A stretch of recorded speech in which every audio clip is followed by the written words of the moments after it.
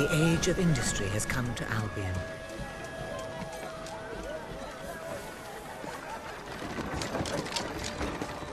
Though some call it the age of oppression.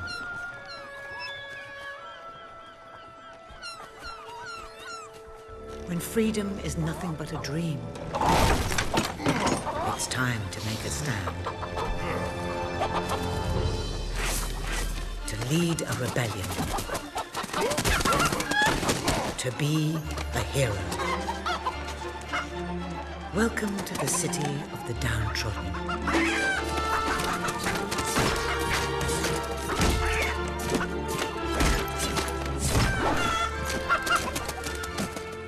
Where those who dare to speak out are punished.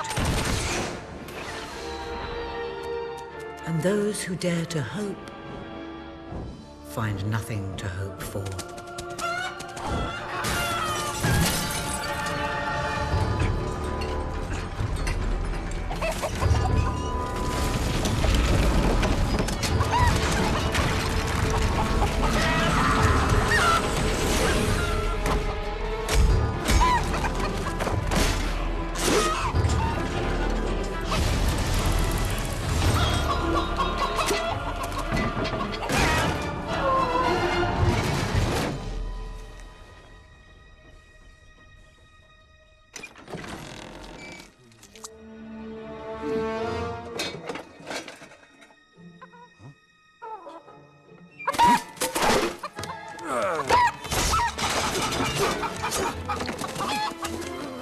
True rebels fight against all odds. True rebels never give up.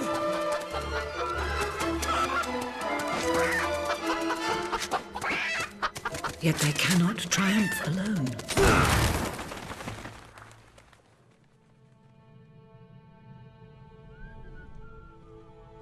The uprising has begun. But who will lead the revolution?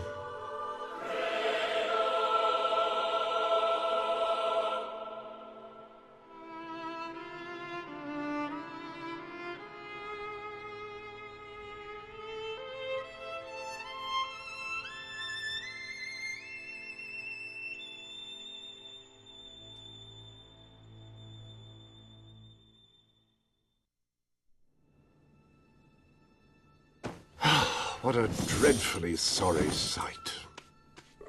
Such a beautiful day to waste in bed, don't you agree? What? Oh, go away, Jasper. Now, that is hardly the response of a prince. I'm afraid it is time to rise. With your permission, I shall wake your sleeping companion. Ah, yes, one's heart soars before such regal bearing. I trust you both slept well. You have a busy day ahead. Come on, boy. If I have to get up, so do you. It's not going to work. Don't look at me like that. Oh, very well. Good dog. What a pair. The kingdom is doomed.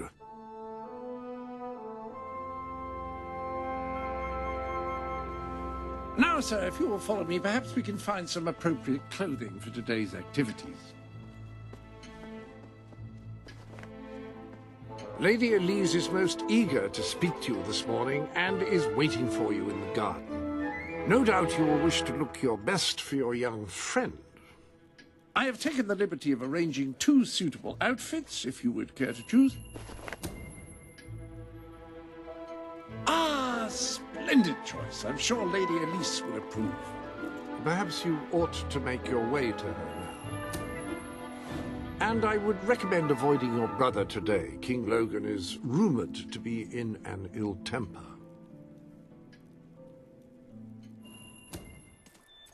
Oh, brave knight. Have you come to protect me? You big softy. You'd be rubbish in a fight, wouldn't you? Wouldn't you? I'll protect you, my lady. I don't know. You don't look so tough either. Perhaps you can give me a demonstration of your abilities.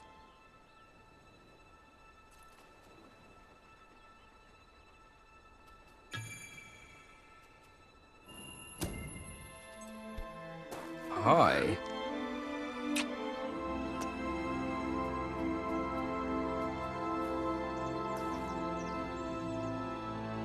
How's that? Not bad, not bad.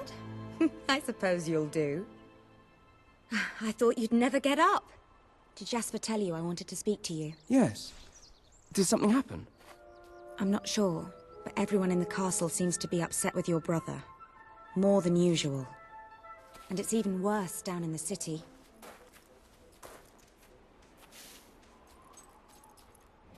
You hear such terrible stories. Listen, they say a factory worker was executed this morning.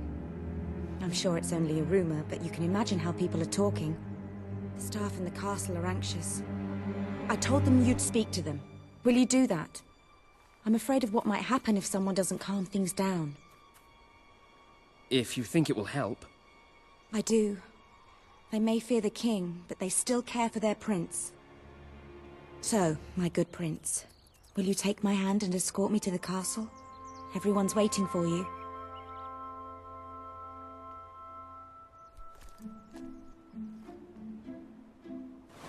Good. Now let's go. I can't believe your brother could have had a worker executed. But sometimes I think, well, that there's something wrong with him. He's changed so much. And he looks so tired all the time. I told Sir Walter about the speech. He'll be there to support you. I don't know what this place would be like without him. I'm sure he'll want to continue with your instruction today. He seems obsessed with combat training lately. You're so unlucky having that statue of your brother right outside your window. I think it'd give me nightmares. Come on, let's go.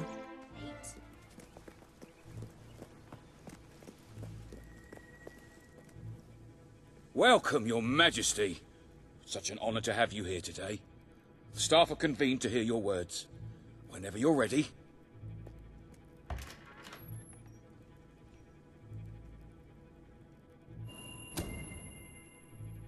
You have all been through some difficult times.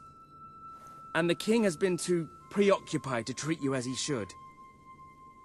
But I ask you all to ignore any wild rumors you hear. I promise to speak with my brother about improving conditions for both you and your families outside the castle. Thank you. You call that a royal speech? You didn't shout, you didn't threaten, and you were far too reasonable. It was bloody marvelous. Right then, ready for today's training? Take good care of him, Walter. I suppose you've heard the rumors then. Well, I'm afraid they're quite true. Who knows what your brother will do next? In the meantime, the mood in the castle is getting more uneasy by the day. I think you have a knack for reaching out to people. They all looked up to you back there. The way they look up to a leader. A lot of people to see your brother today. Poor sods.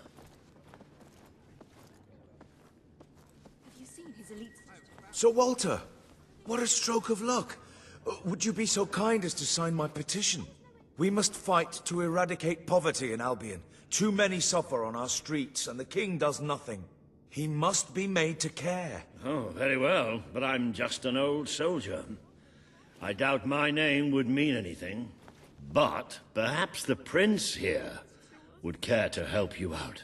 Oh, that would be wonderful, Your Majesty. Well, it would be the greatest honor.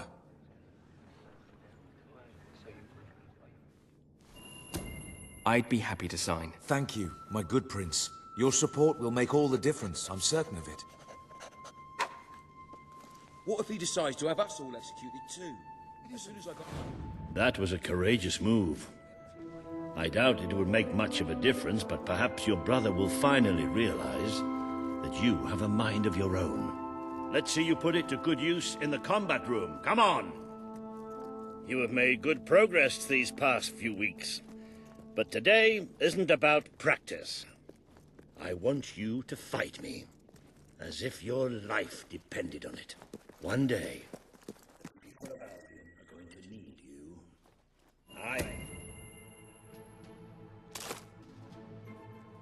stories I tell you when you were a child. Of your father, the great hero king. You'd never get tired of hearing those stories. And after each one, do you remember what you would say? Teach me how to be a hero! Every single time. I wish that was something an old soldier like me could teach you. But I've done my best.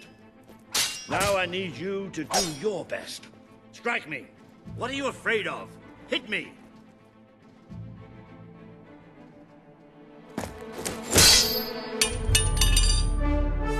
Ha-ha! You only went and broke it. Look at that. Am I a great teacher or what? But listen, there's something... Walter! You have to come quickly! Both of you! What's happened? Outside the castle. It looks like a demonstration. This is not good. They're right inside the castle grounds. I've never seen so many people out there. Balls. I should have known this would happen. I don't think they realize what your brother is capable of. This isn't going to end well. Keep Albion free! We want justice! It's been a long time since Logan listened to me, but I should find him. Stay here. There's still something we need to talk about. We can't just stand here. I have a horrible feeling about this. We need to do something. Look, the guards have moved away from the stairs. We should follow Walter, find out what Logan's going to do. Let's go while we can. Quick! You can see them. Think about what you're doing, Logan. I'm protecting the interests of the people. Do not question me again. You will shoot to kill. Start with the ringleaders, and if necessary, continue with the crowd. This is wrong. You can't do this. Oh! Never tell me what I can't do. Walter! We can't let him kill all those people. You're his brother. Maybe he'll listen to you. We have to do something.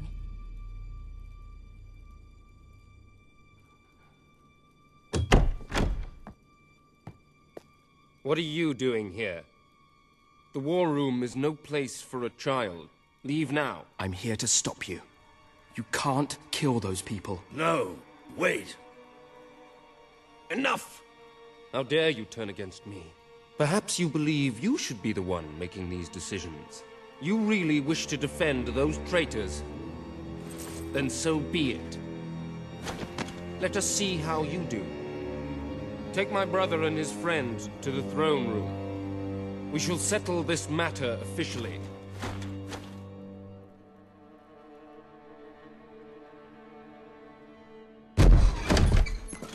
Move! I'm going. What? Leave her alone! I'm all right, I'm all right. Don't worry. Whatever happens, we'll get through this together. Keep walking! Here come the saviors of the people. Come closer, brother. Today you have disappointed me beyond measure. I have been betrayed by my own blood and a filthy spy. We did nothing wrong. Punishment must be apportioned where it belongs. Punish me, then. You are no longer a child, and it is time I stopped treating you as one. You wished to save the traitors who had gathered outside the castle this morning. Very well. You shall have your chance to save them. Here stand the leaders of the violent mob. I will give you a choice. Who will be punished? These strangers? Or this girl? The sentence will be death. What? No, this can't be. You are the prince. Decide. Your Majesty, Logan, please. I am giving you power over life and death. No, I won't do this. If you can't choose, I will. They will all be executed. So tell me, what are you willing to sacrifice to do the right thing? This is madness. We just can't. Choose me. You can't let them all die. Choose me.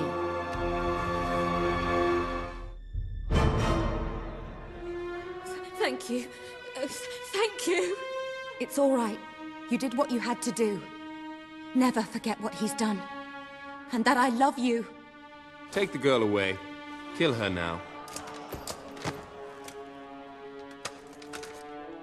I will never forgive you for this. Good. Then you will never forget it. Escort my brother to his chambers. Now.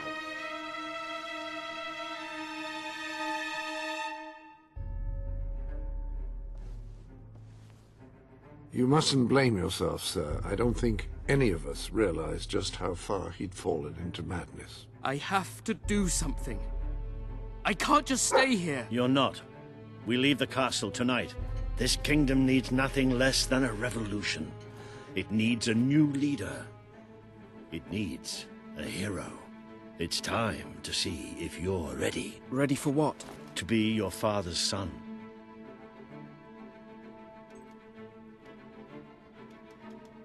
Very good. I will pack some essentials. There's no time. We take nothing. Not even pajamas? Come on. We must leave now. Don't worry, sir. I should have done something in the throne room. I should have stopped him. All he would have accomplished would have been your own death. Still, maybe I should have taken you away sooner. The night your father died, I promised him I would bring you here. When you were old enough and strong enough. This is your history. This is your legacy. The world has been too long without a hero, but I'm hoping that it will have one soon.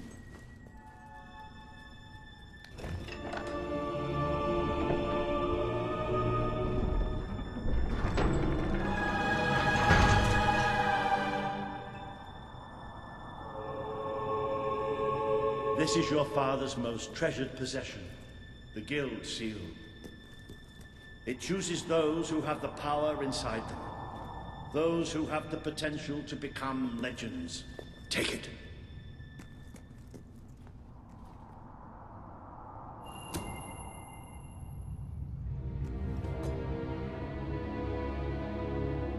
Is something supposed to happen?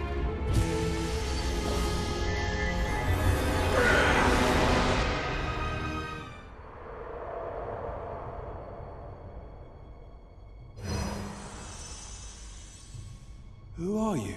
I am Teresa, the seer of the spire. I guided your father in his greatest triumph. But you have an even greater destiny ahead of you. The seal awoke at your touch, as it would at no one else's. This means the fate of Albion rests on your shoulders. Before you lies the path you were born to take, and at its end is the kingdom you were born to rule. Like all heroes, you will face many trials, but you cannot pass through these gates alone. You will need to gather followers and gain the support of the people. For now, you have the support of two friends, Jasper, who will serve you always, and Sir Walter Beck, who will be your greatest ally. Together you have already taken the first step in your journey. Walk through the gate and claim your reward.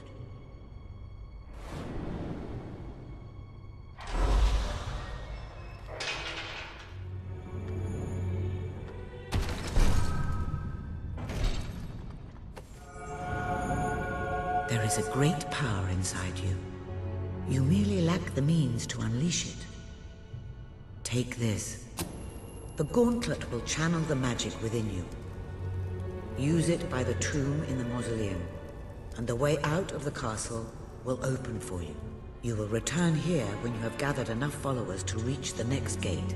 Now go. Walter and Jasper will follow wherever you lead.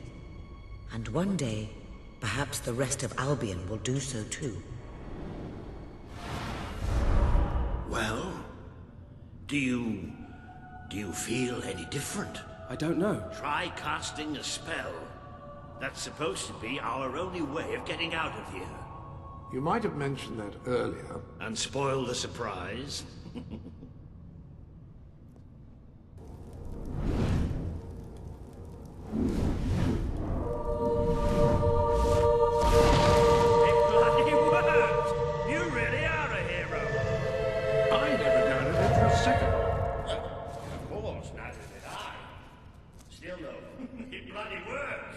Somewhat narrow, isn't it? Dark, too. You never did care for confined spaces, did you? I never did care for being poked in the eye or having my head chopped off. What of it? Oh dear, I seem to have struck a nerve. How about if I strike a butler on the bunce?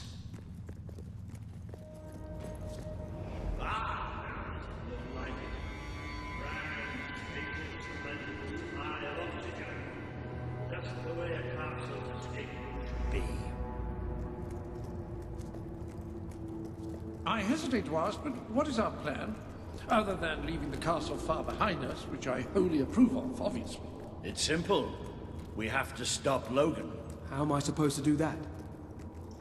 Even if I am a hero, I'm just one person. Exactly. That is why we need to find allies. And lots of them. Once you prove what you are, people will follow you. And many of them will be willing to fight. But they need a leader. Someone to believe in. Albion needs nothing less than a revolution. It appears to be a dead end. Not quite. What is that? I'm magical transportation system for heroes.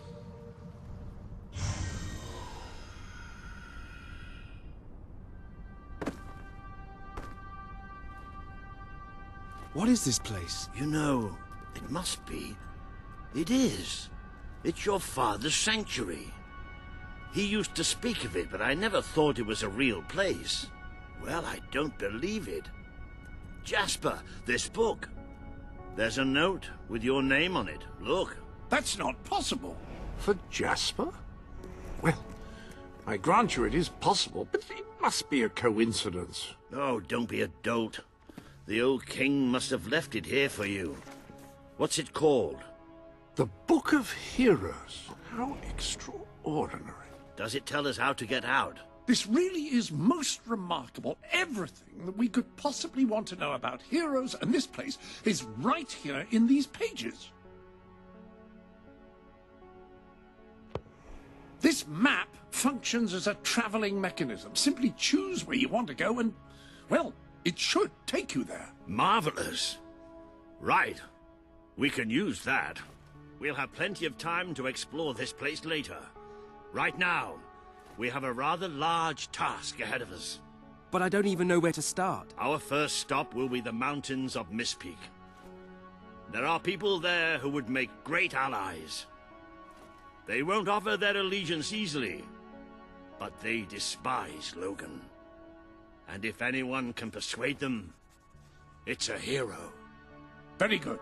I will continue to become acquainted with this sanctuary. No doubt we will need to make full use of its facilities. Right, all right then. Find Mistpeak on the map and let's see if that book's telling us the truth.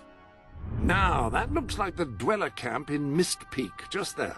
Select that as your destination, and you should be taken there, just like that.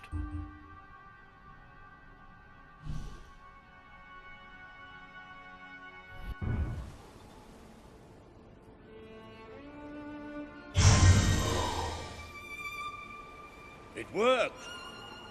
Oh, I'd forgotten how bloody cold it is up here. Come on. The people here call themselves dwellers. They're tough. They're loyal. And like I told you earlier, they hate Logan's guts. Yep. It may not look like much, but this is where the revolution begins. This is what Logan has reduced them to. He's taken control of these mountains and started destroying its forests. I knew they'd have a hard time finding food, but I had no idea it was this bad. The man we need to convince is Sabine, a proud old sod, but a good man and a good leader. He won't give his allegiance easily, especially to a prince. Perhaps it's best if I speak to him alone first. You know, maybe you ought to find some new clothes while I talk to Sabine. Something slightly less princely. We don't need this kind of attention. I only have a little bit of gold, but it should be enough. And maybe you can spread what's left among the people. They need it more than we do. Where can I find clothes? Oh, don't worry. You'll find someone willing to take that money off you. Now, wish me good luck. Some food. Please help us. Did you bring anything? That's more like it. The scruffy look suits you. I've spoken to Sabine, explained everything, and he's, well, I told you he'd take some convincing. Come on. How much longer?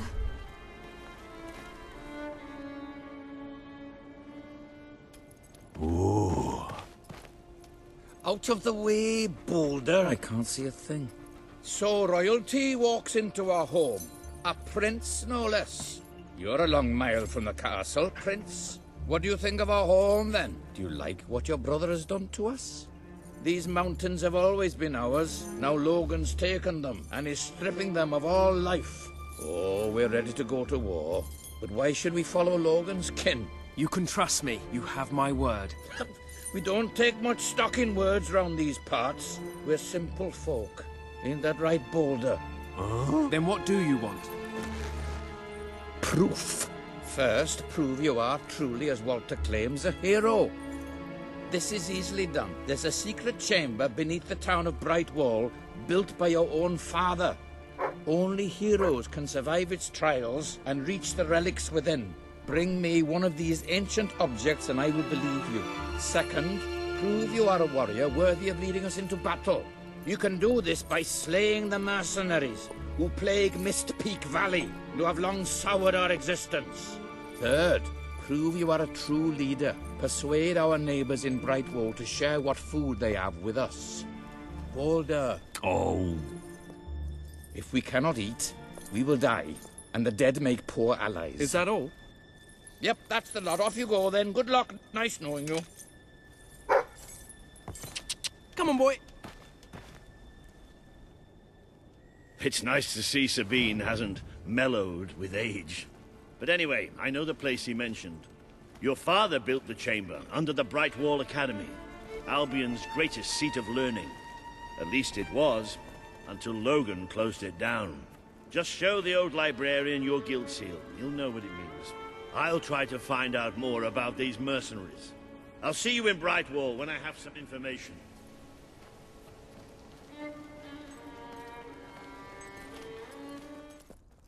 The library is closed by order of the king. We don't serve drinks, we don't sell chicken feed. Please leave before the soldiers suspect you of gaining any real knowledge. Sweet papyrus! A real visitor! I'm afraid I was speaking the truth. King Logan has closed the academy. I'm little more than a custodian these days.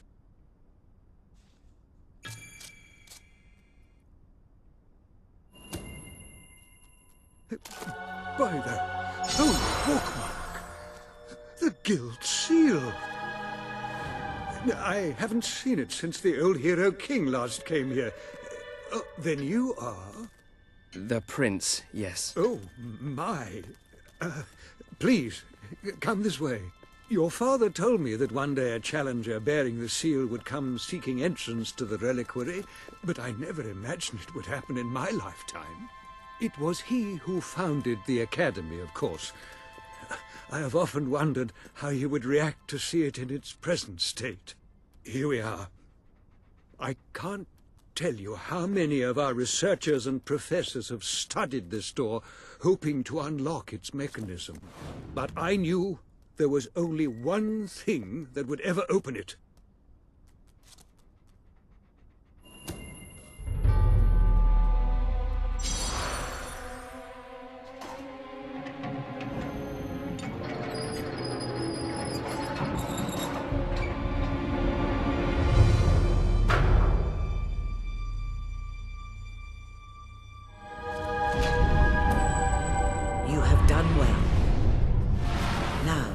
Step into the light. There is much you need to know.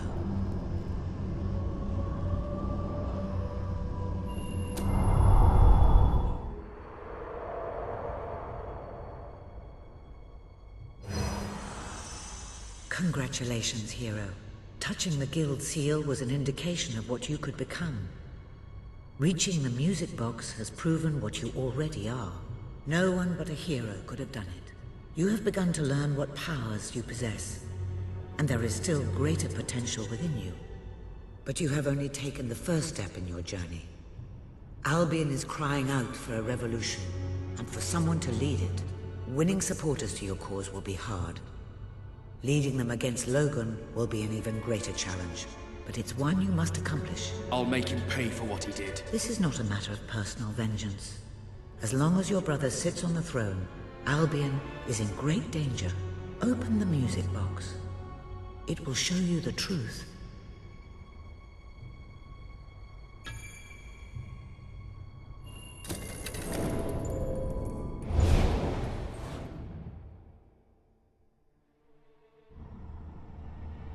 This is my Albion. Its cities will bow to my law, or they will burn. Its mountains will bend to my will, or they will fall. This is my Albion.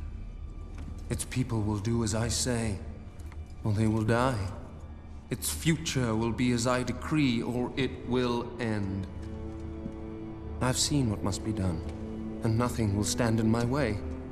We will be greater, and we will be stronger, no matter what sacrifices we must make. This is my Albion, and I will see it destroyed before I surrender it.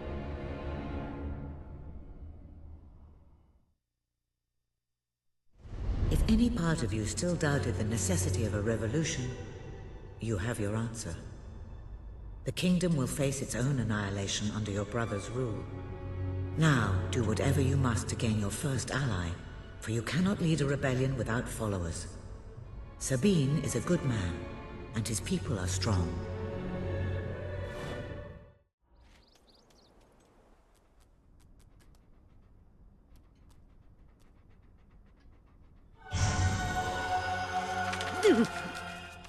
Blessed index cards! You made it! This is cause for great rejoicing. Albion has a hero again. If ever I can be of assistance, I will be honored to serve you. I knew you would succeed, sir.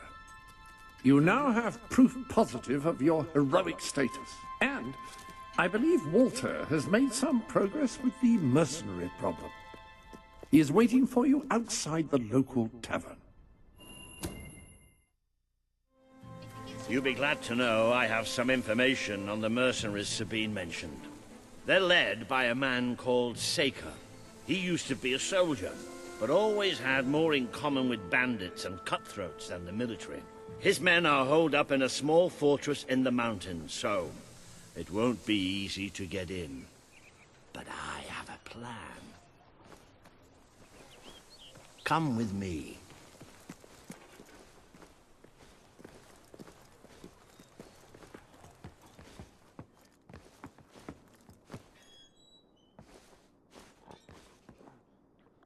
One of the mercenaries. A cold-blooded killer. His name's Clarence, but everybody calls him Jimmy. He was drinking in the pub all day and generally making life unpleasant for everyone. It wasn't hard to get him completely pickled. These young thugs. Bloody lightweights, if you ask me. Anyway, take his clothes and you'll have a free pass into their camp. Just try not to think about what those stains might be. Just cannot get any lower. The economy's rotten. In the meantime, I'll find out who to talk to about getting food to the dwellers. They might not have much to spare here, but they're kind people. They'll just need a little convincing. Anyway, good luck dealing with Saker and his mercenaries. It'll be your first taste of real battle. But I know you'll do just fine.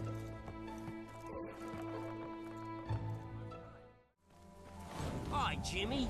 Back from killing some dwellers? Come on in.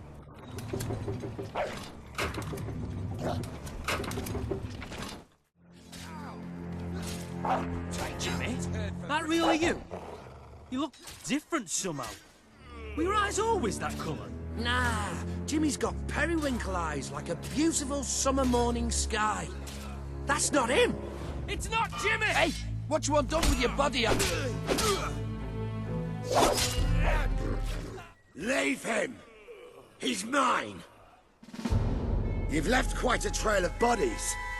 You're not one of Sabine's dwellers, that's for damn sure. But you'll die like one.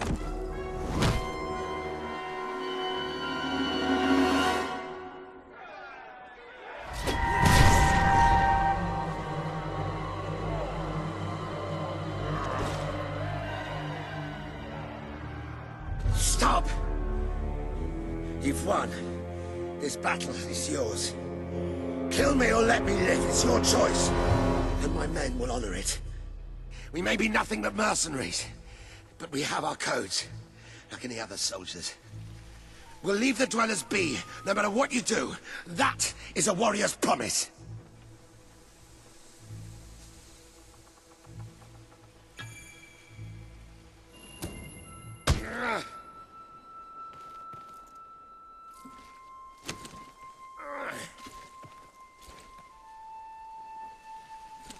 Thank you. I won't forget this. Let the stranger go!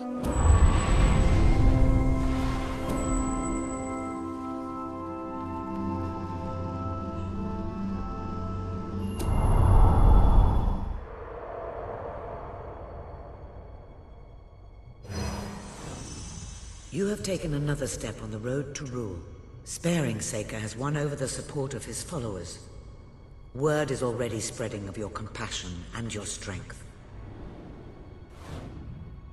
It is a momentous occasion, sir. Your first victory in battle.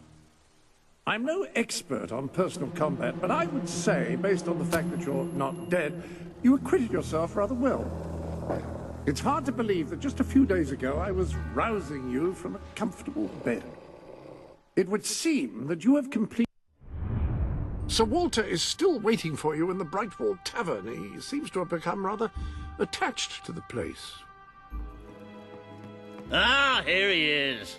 We were just talking about you. Indeed. We have made a toast to your stupendous feat in ridding Mistpeak of Saker and his men. They have been a source of great distress for some time. Nobody will be more pleased than Sabine. His dwellers might find some peace now. Of course. Nobody has suffered more than they. I've been telling Samuel here about the terrible situation they're in. He thinks he may be able to help. Yes, well, perhaps. I mean, of course. The thing is, as I was just explaining to Sir Walter, Brightwall has no overabundance of resources itself. The King's levies are rather steep, and we face shortages more often than is comfortable. But were you to improve things around Brightwall, the people would be most grateful. And when people are grateful, they're also charitable. I'm sure they would find it in their hearts to send aid to those poor people. There you have it. The way I see it. You will need all the followers you can get if you're going to lead a successful rebellion. What better time to start? I heartily agree with Sir Walter. As a leader. You, good sir, you who live... You will find the legendary lost play? Splendid! Finally!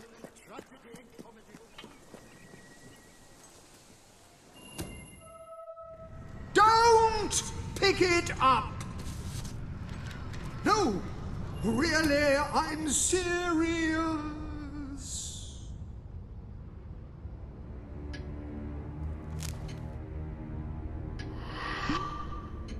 You lot just can't leave well enough alone, can you? Bloody literary tourists, bane of my afterlife.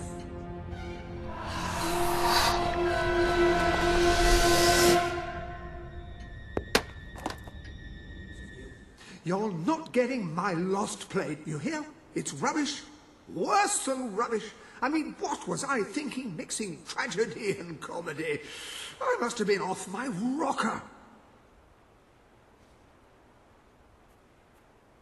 It would seem, my dear fellow, you have been apprehended by the ghost of Philip Morley. That makes us both his captives. I am Ransom Locke. If the name seems familiar, it is because I was once a detective of some renown. And yet, here I am, ready to live out the rest of my days, trapped in a book. As far as I can deduce, we are currently in a scene from one of Morley's greatest romantic plays, the near tragedy of Oliver and Ethel.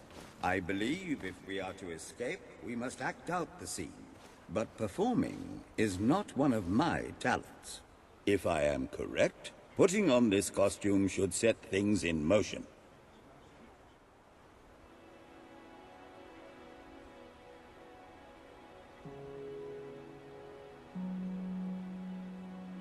Oh, Ethel, my love, my life, my son. If thou wouldst but give me one sign, one gesture that would speak of your affections, then might I think this grey existence worth living. Ah, yes, a classic moment in the play. You are Ethel, the beautiful young daughter of a dung merchant.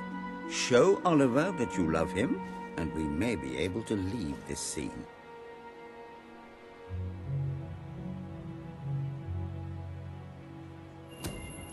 My heart is yours, my love. Let the heavens and the seas, the toads and the eels sing the song in my heart, for she doth love me, and all is well. We shall meet again in the morrow, my little ferret, and elope into the sunset to live out our days in wondrous joy. A magnificent rendition. Truly, I applaud you.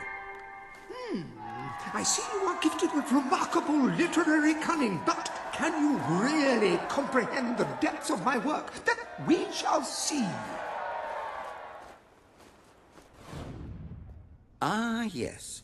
This is undoubtedly a scene from one of Morley's earlier, funnier plays, Bloodbath at the Royal Court.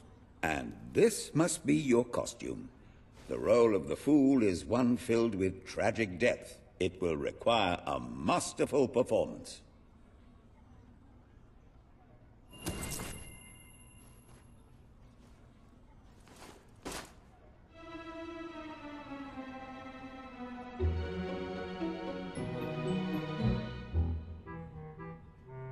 What fresh insolence is this? Out of my throne, you impertinent buffoon!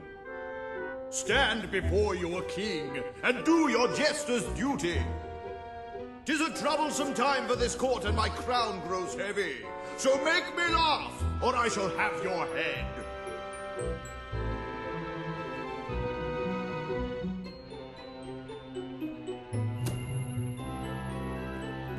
You look so cute in that crown.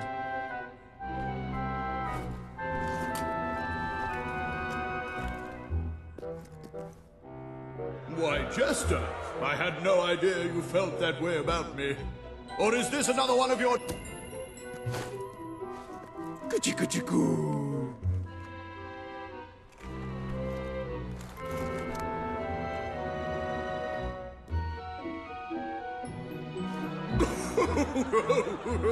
Oh, stop, it's too funny.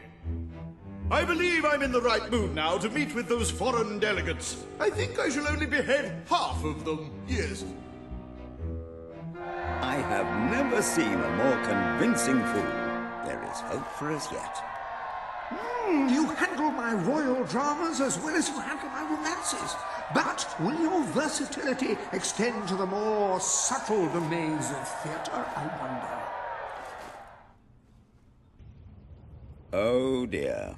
Unless I'm mistaken, this is a scene from Morley's notoriously violent historical epic, Titus the Mutilator, Part 2, which would mean this is the gladiatorial arena from Act 5, where Titus is finally slaughtered by savage warriors seeking revenge. A favorite scene of mine as a child, I must admit. And here is Titus's famous costume. I had some pajamas that looked just like it.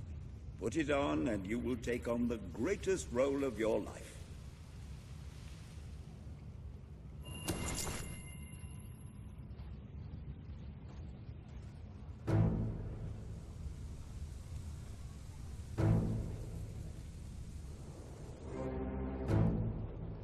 Titus!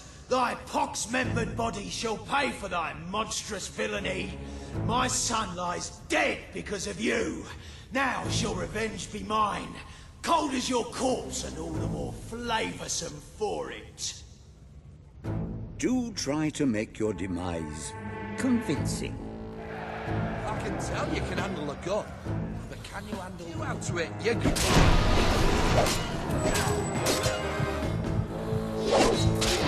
Oh, it's just a knockdown.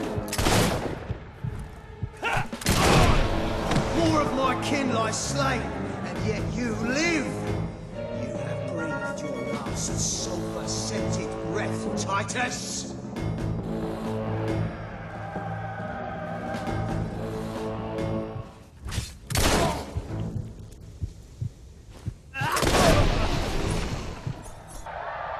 All my men dead. My vengeance denied. My world undone. I cannot stand to live 1 second more. A tremendous performance.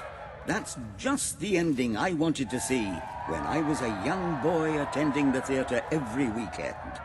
I wonder what scene will follow now. Oh, what scene could possibly follow such a masterful rendition of my work? And the way you improvised some of those roles, you brought new life to my words. I stand in awe. You have earned the prize no mortal has ever been honored with before. My missing play. I entrust it to you, for I know that you will do it justice. I call it the Ham Sandwich.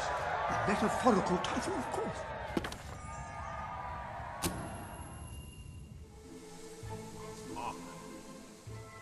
Bear witness to the tragic futility that is man. Oh, how it doth sear my senses to see paradise and yet to be barred. That reminds me of a great joke. A guard, a monk, and a chicken walk into a bar. Unfortunately, the bartender had had a mild heart attack that morning, so none of them get served. And yet what purpose doth heartache serve when the infinite dark blanket that is death falls softly upon our still beating corpse? That reminds me of another one. A corpse walks into a bar and says, "Can I have a lemonade?" "Certainly," replies the bartender. "I've never seen a stiff drink." And so endeth our happy sad play, which reminds us we are made of nothing but clay. There's time only for our fool to say... What the hell was that? Biggest load of old tosh I ever saw. It didn't even make sense. Worst play ever.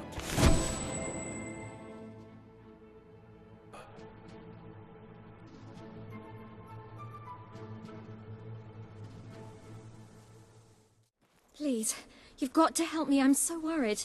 It's my daughter, you see. I can't find her. The little scamp is always going off on her own, having adventures and whatnot. Always comes back after a while, though, but this time she's been missing for hours and hours. I'm frantic with worry. It's all her father's fault. He never stops talking about how there's gold to be found in the caves in Mist Peak Valley. I bet that's where she's gone. Please find her and bring her home, I beg you. Oh, thank you. Thank you so much. Please bring her back safe and sound as soon as you can. Help me! Help! There's so many of them, and they're so scary. Please take me back to Mummy. There's my mum! Mummy! Mummy!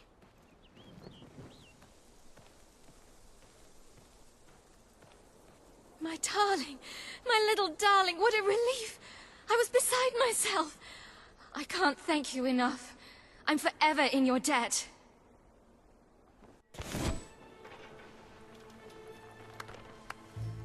Esteemed citizens of Brightwall, today we demonstrate the generous nature of our fair town. For too long have our mountain neighbors suffered in silence, and now we extend a helping hand. But this effort would not have been possible without the courage and determination of one man, the son of the old hero king. From this day, we shall know you as the hero of Brightwall. Before you leave, we ask of you one favor. As we pledge ourselves to you, so we hope you will pledge to return Brightwall to its former glory and reopen the academy which your father founded.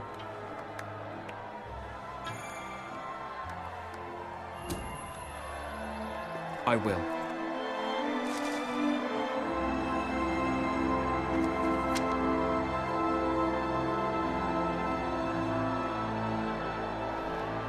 Very good, very good. I expected nothing less from you. These volunteers shall carry the supplies to the dweller camp. They may have them with our blessing. I hope you will return one day, not just as our hero, but as our king.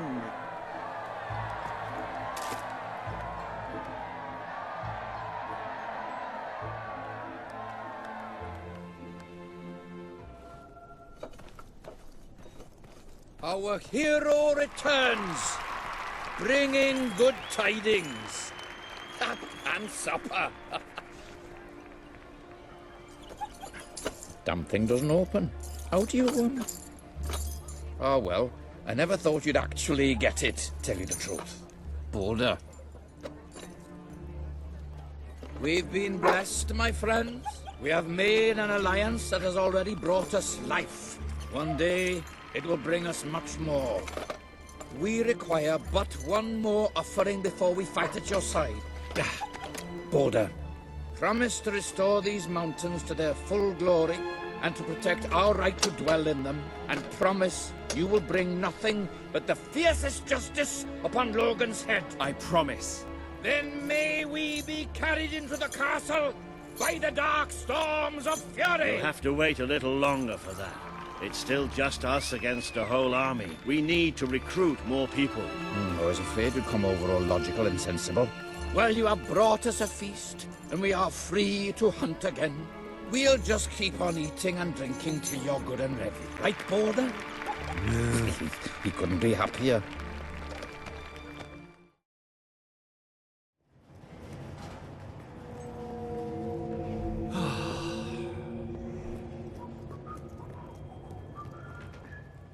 I can never get over this place.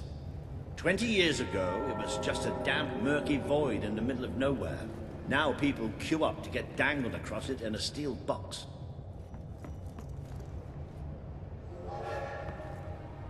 And here it comes.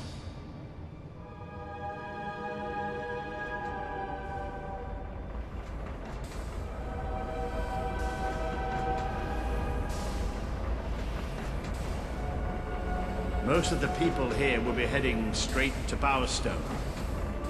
But we're going to take a little detour first.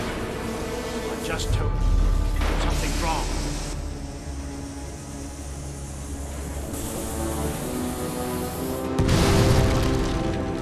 It's about to boom!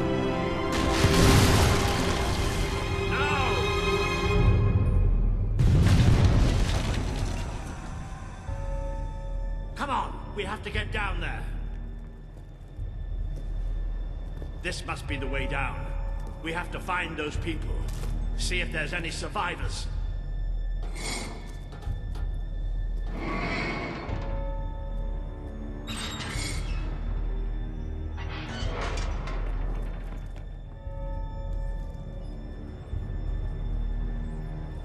Looks like the only way.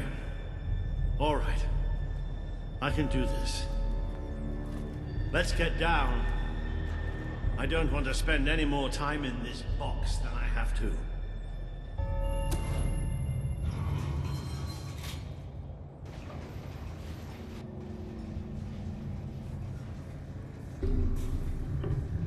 It fell somewhere up ahead. Come on.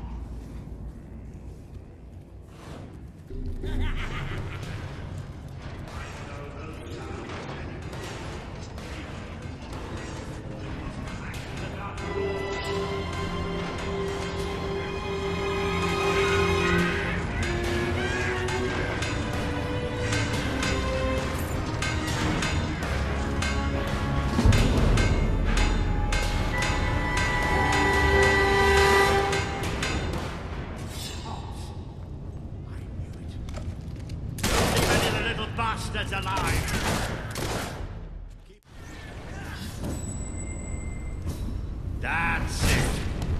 But there'll be more. That's something you can count on with, Hobbs. There's always more.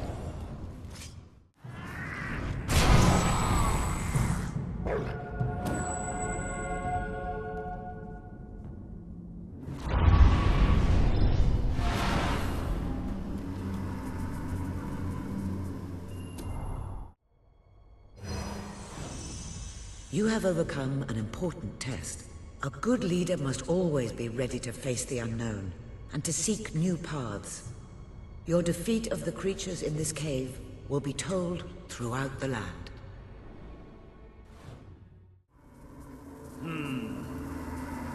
I don't think you're going to find a way round this time. But I've got some magic of my own. Watch and learn. Boom!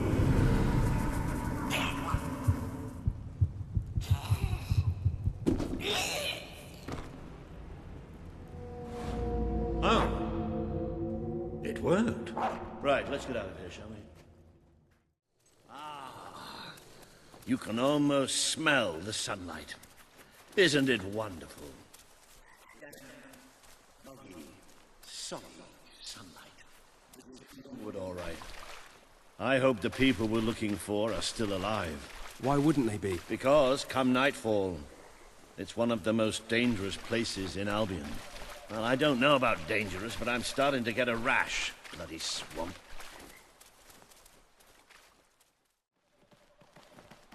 We made a good team back in that cave, didn't we?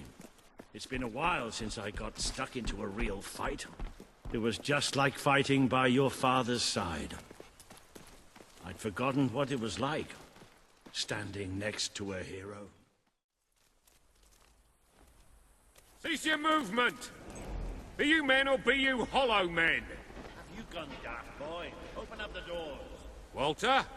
Is that you? The very same. Now, are you going to let us in or what? Right, yes, of course. Open the gate! Tell Major Swift Walter's here! Welcome, Sir Walter. Sir.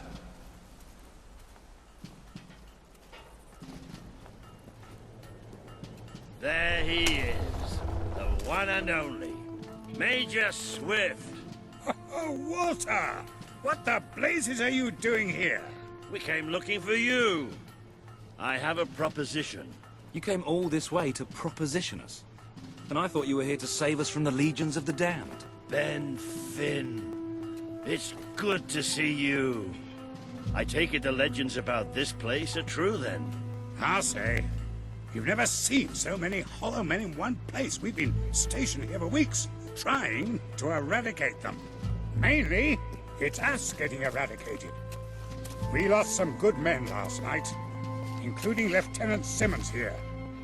And the buggers will be back tonight. Logan just loves to send you on the best assignments, doesn't he? That's part of what I wanted to talk to you about. Is this... The Prince, yes. I'll explain. Just treat him like any other pair of hands for now. Fair enough.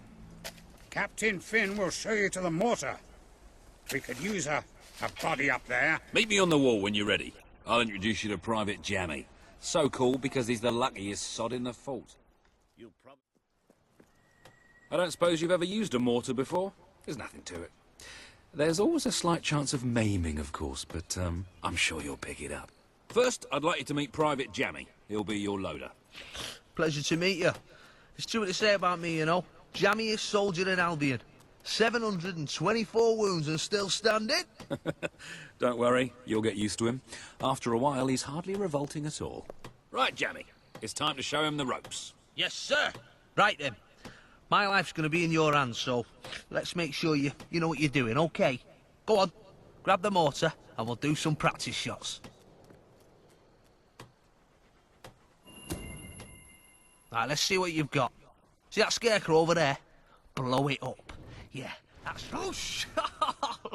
Oh, goodbye, Mr. Scarecrow. That was bloody brilliant. All right, Jammy, don't get too excited. You know what happens when you do. Let's just take care of the last one. Just one left. Hang on. I don't remember setting this one up.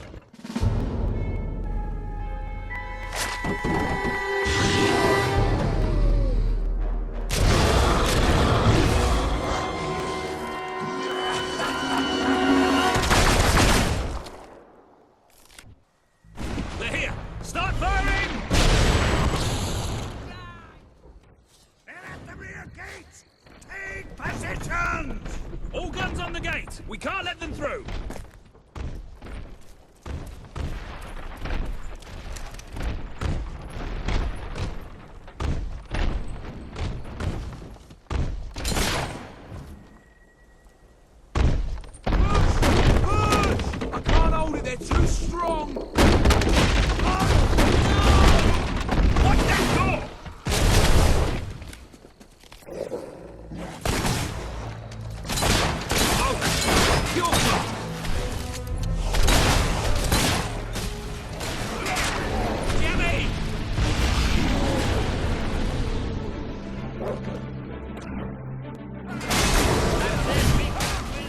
Couldn't have done it better myself. All hail the prince! Now, who's my fight? Lieutenant Simmons, I specifically instructed you to remain buried. Oh, doesn't anyone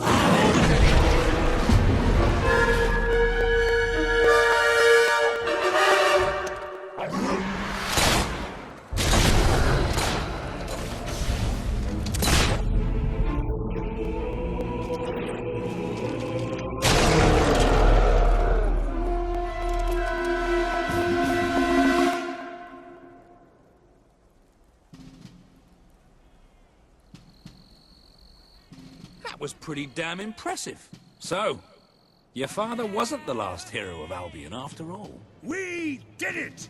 Oh, really? We did! Let the poets tell our epic tale. The Swift Brigade fought against impossible odds. They won. The end. Well, Sir Walter, you didn't do too bad for an old man. Neither did you, for a buffoon. Ah, that was just like old times, Walter. Just like old times. So, what do you say? Will you join us? With your help, we can put a stop to Logan's madness. Bring back the real Albion army. I swore to serve my king to the death. We all did. But this isn't the way it was meant to be. The old guard has been shoved aside, and these new soldiers Logan's been gathering, they don't care about this land or its people. Yeah, and I bet they get paid more. Walter has absolute faith in you. And after seeing you in action, so do I. All I ask is that you make a soldier's oath. Let your armies protect the people instead of oppressing them. Bring honor back to this uniform. Yeah, and don't forget the pay rise. Shut up, Ben. I promise.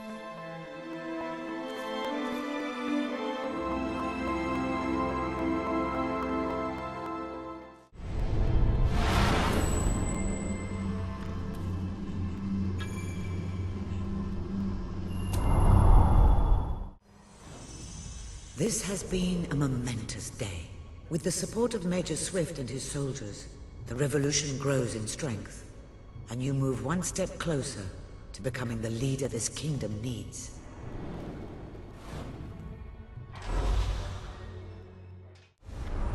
Then it's settled. We're heading back to Bowerstone now. There are some people there I'm hoping will join us. We'll send for you when we're ready.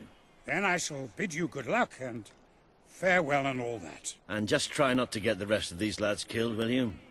We're gonna need you all. You always know what to say to keep morale up, Wally. Now get out of here. Farewell, my friends. Come on, you did good today. But we're just getting warmed up.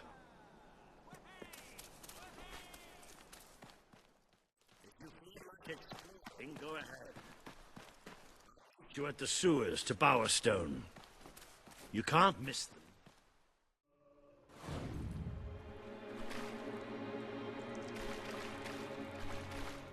We've descended into the chasms of the netherworld, stared death in the face, and waded through things so foul I'd rather not think about them. But this is where dwelling. And buried somewhere beneath it all are the people Logan has left behind. I wonder what's going on up there. Let's see, shall we?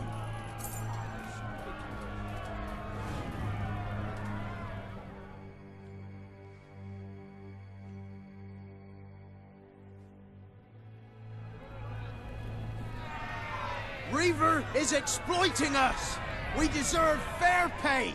We demand better working conditions! We're workers! We're not slaves! Reaver treats us like animals, and we're not gonna take it anymore. There's only one thing for it. We have to stand up to Reaver! But lying down is so much easier than standing up. My dear friends, in order to raise morale, I am offering prizes to the most deserving workers. The rules that will govern what I like to call the Reaver Team Spirit Award are these. Firstly, any worker that so much as murmurs another complaint will be shot. Secondly, any worker who takes more than a 3-second break will be shot. Thirdly, any worker who breaks any other rules I have yet to formulate will, yes, you guessed it, be shot. You may return to work now. As you know, I'm a generous man and likely to start handing out prizes right away. So go on, shoo! Be off with you! Chop chop!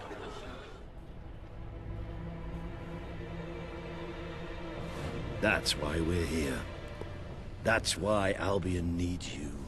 Your brother must have been out of his mind when he handed control of Industrial. You should go on. It's time you met the Bowerstone resistance. I really love how much time we're spending in caves and sewers these days. No, really. I should warn you. I don't know what kind of reception we'll get. I know their leader well enough, but it was never safe for me to come down and meet the rest of them. And they're not exactly the most trusting of people.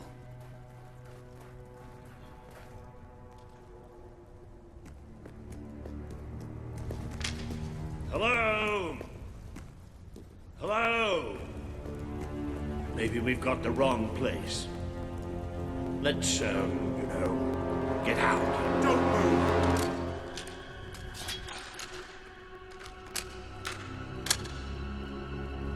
We won't move if you won't shoot. Deal? You'd better tell your friend that. It's all right. Just do as he says. Who are you? What are you doing here? I'm Walter, and this is... well, that really doesn't matter right now. We're here to speak with Paige. I say we shoot. Listen, we're on your side. Just hear us out. We don't make deals with spies. Shoot! Wait! Put your weapons down. I thought I gave the orders round here, kid. Sorry, Paige. Got a bit carried away. Walter, glad you're all right. And I'm glad you came in when you did. I wasn't exactly expecting you. Let's talk somewhere a bit more private.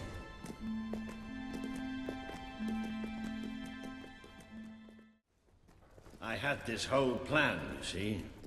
But well, we ended up leaving the castle earlier than I thought. I heard. Pity. Your messages were always useful. I can offer you something better. Paige, I'd like you to meet... I know who he is. I thought you'd know better than to bring the prince here. He's not just a prince. He's a hero. Great. Give him a medal. No, I mean he's a hero. Like his father. Really? It doesn't change anything. Your brother is the reason we live underground. He's the reason we fight. How do we know he's any better? Let him prove it. It's not just me he needs to convince.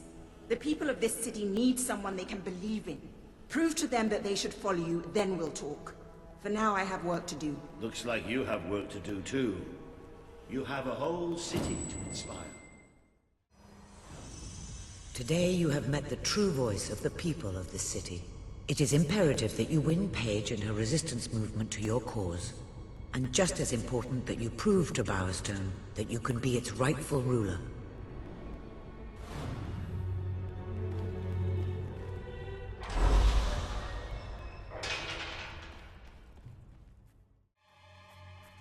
I'm very sorry, but I'm afraid you'll have to go somewhere else tonight. Somewhere else? And where would that be exactly? Every other place being closed down. And I'll freeze to death on the streets. And that's if Logan's goons don't bash my skull in first. But you think you're the only one who has problems? I'm sorry. I'm just, Look, I wish I could help you, but I can't. Might as well go. I hope you're not looking for somewhere to stay, because this place is about to close. For good. I have no choice. I have to sell the building to pay the ransom. It's the only way to get my fiancée back. I tried to work up the courage to rescue her. Damn that ferret and his gang! They've got everyone living in fear, even me.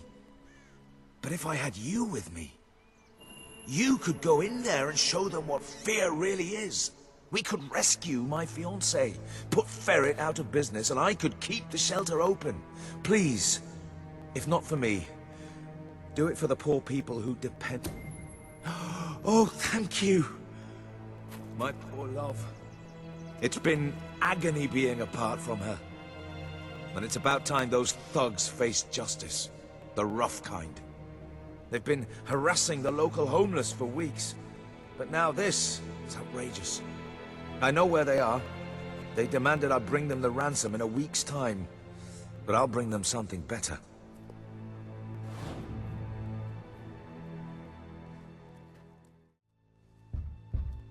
Laszlo, you just cost me a bit of gold, mate. I bet old Harry'd take you the full week to get the money. You're an industrious one, ain't you? Just open the bloody door, Keith. Let's have done with this. Right, Mr. Ferret's down those stairs. Whoa, whoa, whoa. Hang on. Who's your friend? In your parlance, he's the bagman. And that gold doesn't leave his hands until my fiancée's walked out of your fetid little den. All right, no need to get all uppity. You just watch yourself around, Mr. Ferret. Or things will get very fast.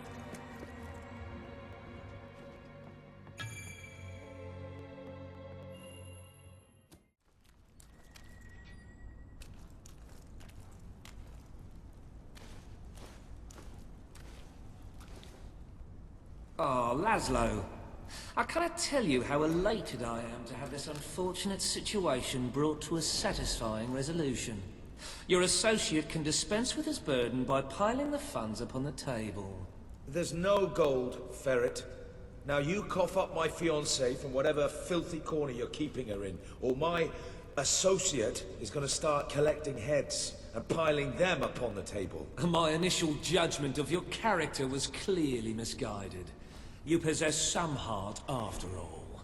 Lads, tear it out.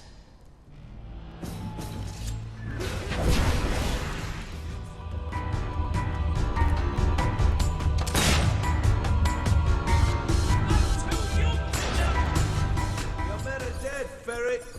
Unless you want to join them, let us in. It's open! You brought this on yourself. Only time will tell, and this troubling debate has only just begun. We merely got off on the wrong foot.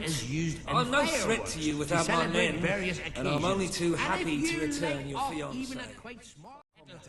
Very, very bad. Get on with it then. I cannot Well, the thing is, how unthinkably she's horrible actually the not on the pain premises exactly at the present time. She's incarcerated within a nearby facility, shall we say.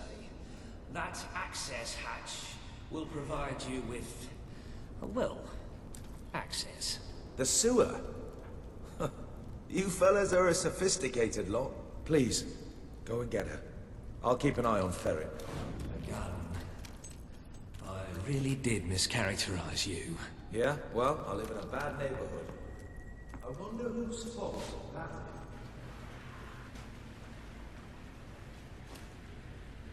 Who are you?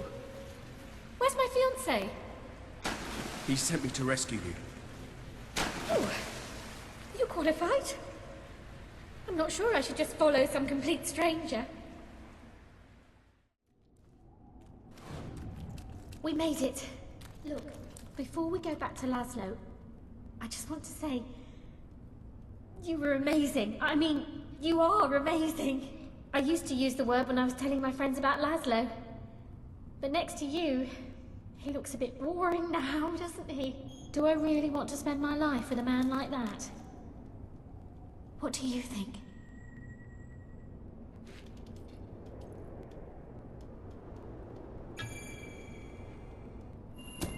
You're right. Better to stay with him. Maybe I couldn't do any better. You never know.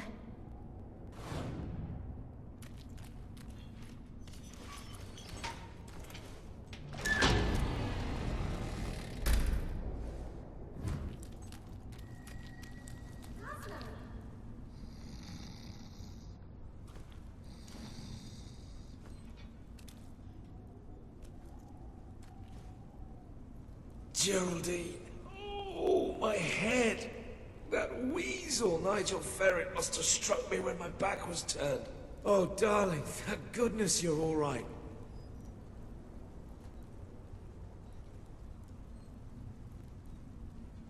Thank you so much. You've saved the most important person in my life. I'm forever in your debt. We made it. Look, before we go back to Laszlo, I just want to say... You were amazing. I mean, you are amazing. I used to use the word when I was telling my friends about Laszlo. But next to you, he looks a bit boring now, doesn't he? Do I really want to spend my life with a man like that? What do you think?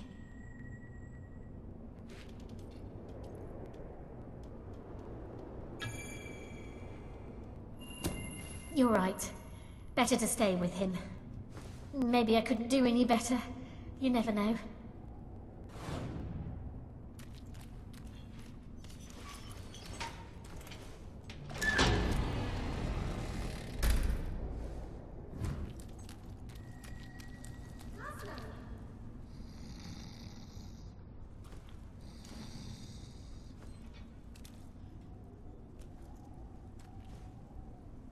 Geraldine. Oh, my head. That weasel Nigel Ferret must have struck me when my back was turned. Oh, darling, thank goodness you're all right.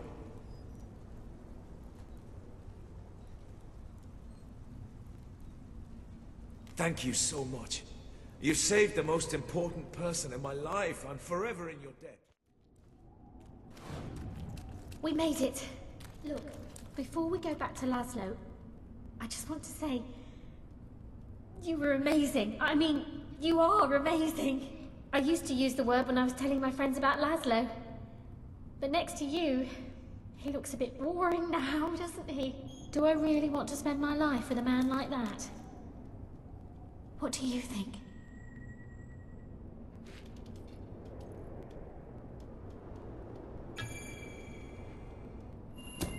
You're right. Better to stay with him. Maybe I couldn't do any better. You never know.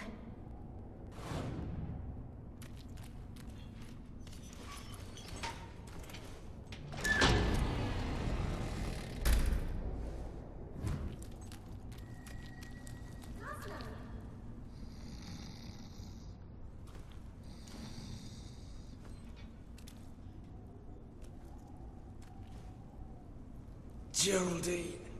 Oh, my head. That weasel Nigel Ferret must have struck me when my back was turned. Oh, darling, thank goodness you're all right.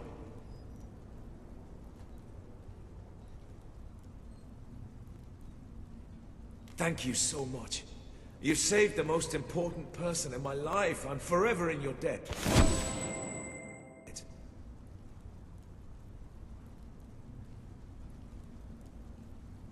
I was so worried about you. Yeah, thanks for that. I was all right, though, thanks to my rescuer. My big, strong, dashing, cunning fireball of a rescuer. Did you miss me, darling? Of course I did. Sure. Never gave any thought to anything except being back by your side. Oh, come here.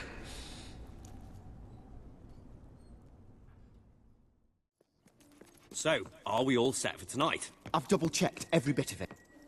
I don't believe it! You're a hero! I mean, you're a real hero! That's just what we need! Salutations! We are three magi of...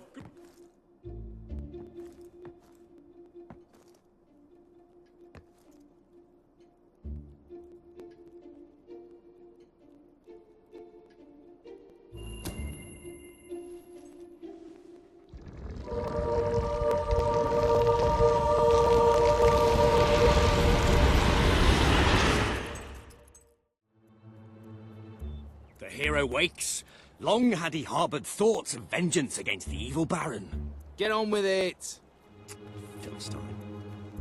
So it was that the hero came to the little village of Lightwater, a pretty hamlet nestling under the brooding battlements of the evil Baron's castle. Our hero resolved to talk to the townsfolk and see what he could find out about the missing princess. You're kidding, right? If the hero starts talking to all the... Excellent! The hero's gonna talk to Arturo. Now we can get things moving. Greetings, stranger. I can see from your good looks and heroic demeanour that you must be on a quest to rescue the princess.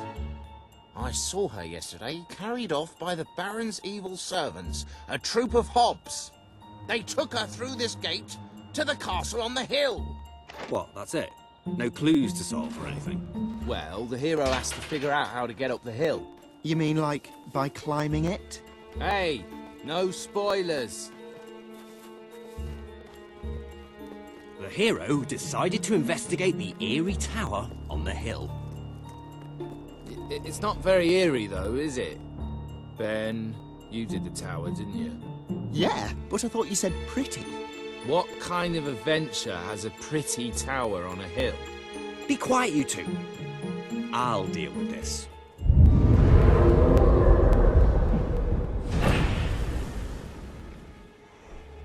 Ah, now you're talking. So the hero slew the last of the wolves, which had proven to be a mighty challenge, and far more exciting than rabbits. Yeah, bit predictable though. The novelty of the rabbits wears off a bit when you realise you can't fight them though, doesn't it? Does everything have to be about fighting? Yeah. Story is conflict. Ideally with not too much story getting in the way.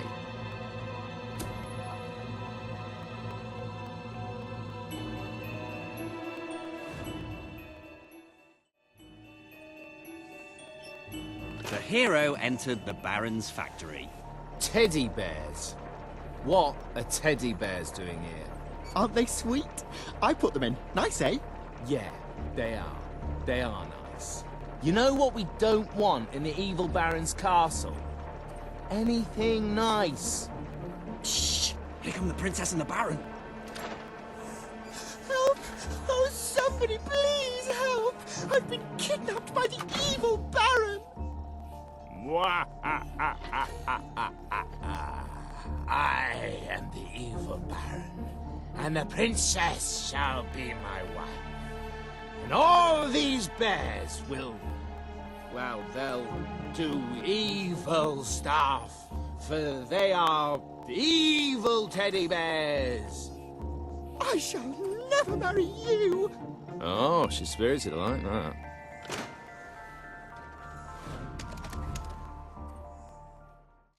Wait. He can't go through there until he's opened the chest. What? Why? The hero's got to open the chest to beat the Baron. Oh, that's sloppy design, Jim. You shouldn't make anything like that essential. It's optional whether or not you open a chest. A wise old man suddenly appeared before the hero. Riddle me ree, cried the old man. Oh no, not one of your puzzles. They're far too hard. Just let him open the chest.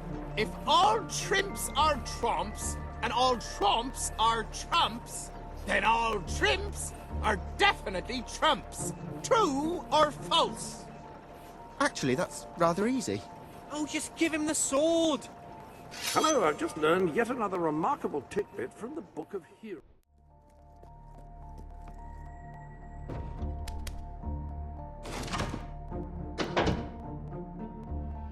Okay, who set up the lever? I thought you did. Well, I thought it was Jim's job. Quick, let's make something up. Well, how about it releases a cloud of lovely butterflies? Worst game ever. I'm serious.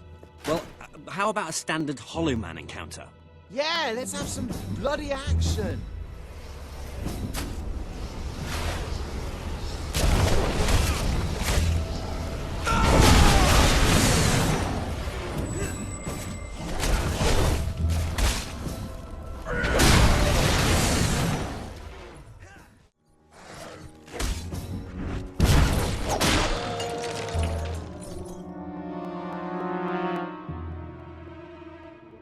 Hollow men vanquished, the hero ventured on.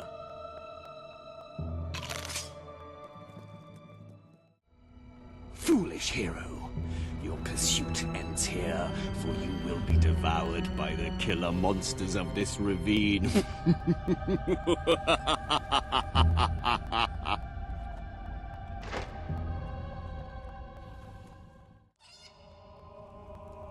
And the killer monsters are... chickens? A chicken? Yes, I thought it was time to put in something cute, but also to make us think about our relationship with food and that. Bloody hell, Ben, you... Wait, let me fix it. There. This is no ordinary chicken. It's a fire-breathing demon chicken.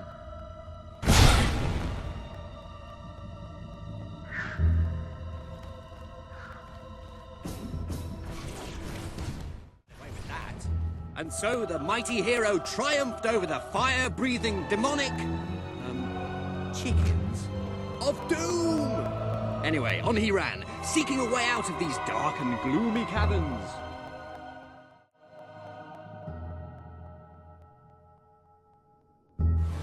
The hero emerged into the light to find the evil Baron at bay.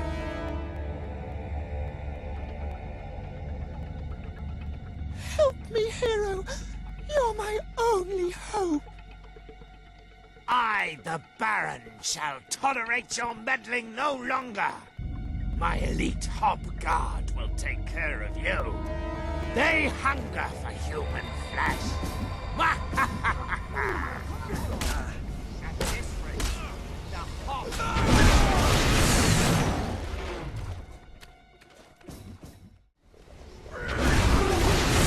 Baron's elite guards lay at the hero's feet. Nothing now stood between him and the evil Baron. I challenge you to personal combat, hero. But know that I am immune to all weapons save one. A magic sword. That is the bane of my existence. Which there is no way you could possibly have.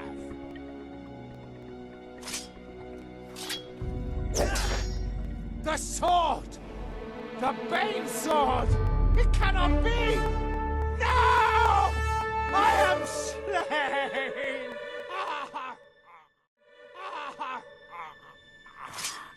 What kind of rubbish game lets you kill the villain in one blow? Well, you gave the hero that Baron's Bane sword. Yeah, but it wasn't supposed to be so easy to get. Oh, give it a rest, will you, please? Come on, back to the game. Hero, thank you for saving me. How can I ever repay you? I can think of something. Yeah, the hero kisses the princess. But only because she wants him to, being a strong, self-confident woman who chooses her own destiny.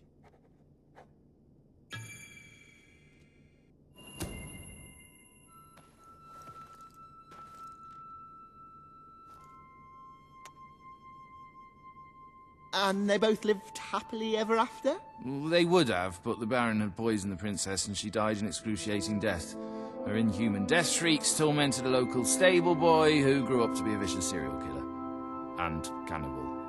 You're sick, Jim. Why do you always want to kill everything? Why can't we just have a happy ending? That is a happy ending. I'm with Ben. They both lived happily ever after, and there was little to no cannibalism. Oh, great. Yeah, I've never seen that before.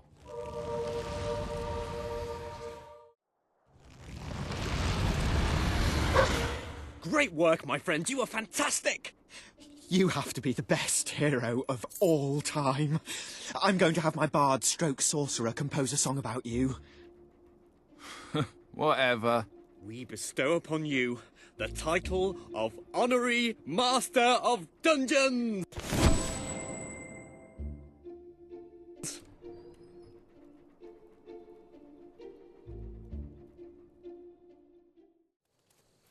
You said this cemetery would be loads of fun, and now it's obvious you were talking bollocks. Well, I'm not getting it. Have Livy here get it. Who? Oh, right. What about it? We'd really be ever so grateful. This is no ordinary book. It's the Normanomicon. It can summon the dead. Well, that makes it sound so insidious. We don't want to do anything diabolical with the dead. We just want someone to have a chat with. Ah! Genius! Problem solved. Now, the thing is, the book is in Millfields. Our mum's got it. She always said she'd take it to her grave. Which she did. He used to say. Which was eerily present. So all you have to do is dig it up.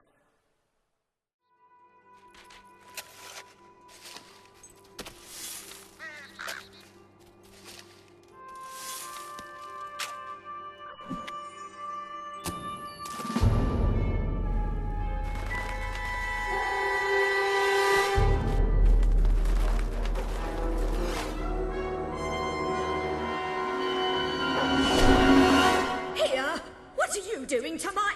Oh no, the book!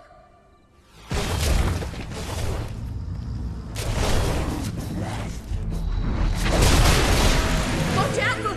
Oh, nicely done.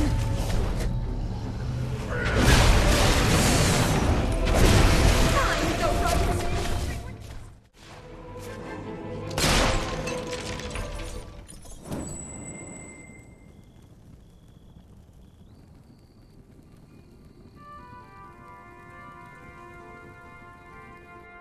Well, I haven't seen that kind of fighting since that hero rescued my son so many years ago. Twice. Perhaps you should keep that book. With your skills, it will be safer with you than in my grave. And it's a bit uncomfortable, frankly.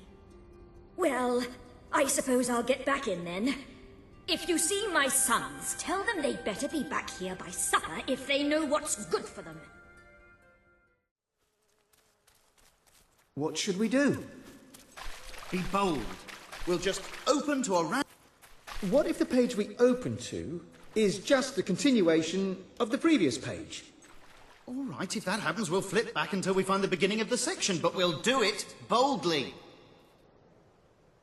Did you find the book in Mum's grave? Which was early, and which we drove her to.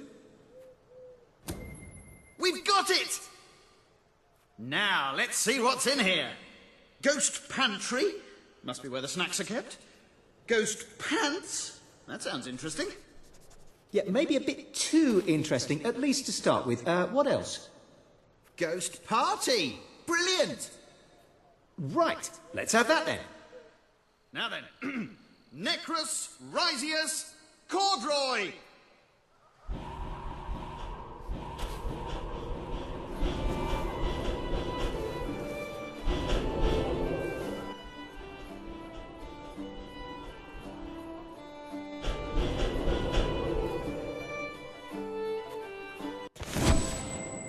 If I may say so, sir, you have succeeded most admirably in gaining a large measure of popular support among the locals. I believe this would be a good time to return to that rather dreary hole that your new rebel acquaintances like to call home. I'm telling you, I downed 3 hollow men with 1 shot. It's true. I've never trusted a soldier in my life. I'm not going to start now. Will you tell her, Walter? Hey, I'm not getting involved. Look, here he is. Ask him yourself. Oh, give it a rest. Fine. I'll just stand here quietly then, shall I? You know, for a prince, you're a pretty decent person. People out there are starting to believe in you. I knew you two would get along in the end. Thank you for taking an interest in my social life, but we have even bigger problems now. Reaver. He's been bleeding the city dry for years now, but it's never been this bad. We decided it was time to hit back. A small group of fighters managed to get into his mansion, but they never made it out. I believe they're alive. You're going to help me find them. Reaver hosts some sort of fancy secret society party every week. We don't know what goes on, but we do know what the guests look like. It's the perfect chance to sneak in. Here, you'll have to wear this. Great! Where's my costume? I still can't come. What, even after the 3 hollow men story? Honestly, this is as bad as the army. Now everyone out. I have a party to dress for. I'll stay and make sure no one spies on you. Everyone out. You know, I'm starting to have serious doubts about our relationship. I knew I should have gone to the castle. I just love how soldiers can come in and out of our secret hideout now. Whatever you do, please don't let Mr. Finn follow you. I've had enough of him for one day. That really does suit you. Brings out the color in your eyes. Shall we?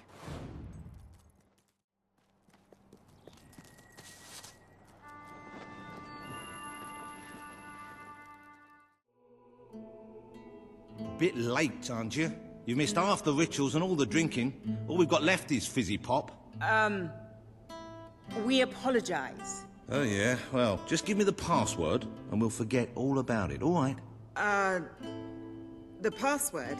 No, I'm just pulling your leg. Come on in. Master Reaver will be happy to have a few more conscious people around for the final ceremony. I wasn't kidding about the fizzy pop, though. These lightweights drank the lot. There's probably some cooking sherry left in the kitchen if you're desperate. Nah, don't blame you. Never touch the stuff myself, well, except in the mornings. I can sort you out a nice orgy later on, should the mood take you. What do you say? Just keep walking, you strange little man. Of course, you'll have to pardon me, miss. I do have a habit of spouting the odd vulgarity.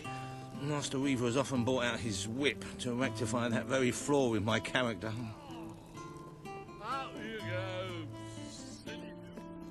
It's just this way. Oh, you'll have such fun. Not drinks and orgies fun, you know, but it'll be a real laugh, I'm sure.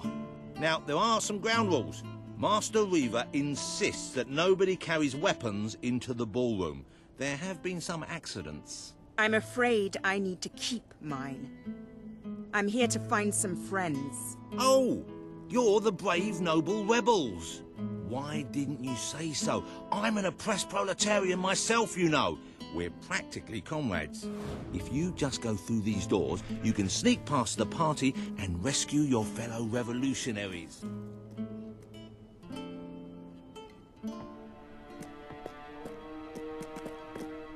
There's one of my men. Kid, are you all right? Get out, now! Where are the others? All dead.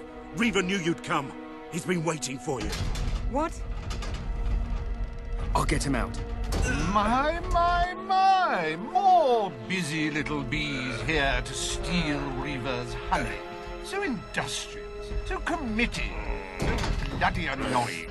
When will you people learn to enjoy life? I'll enjoy killing you, does that count? Oh, you're just full of spunk, aren't you? A true heroine. You must be lightning under the bedsheets. And now, as promised, the evening's pièce de la résistance. Another piece of the resistance. Voila.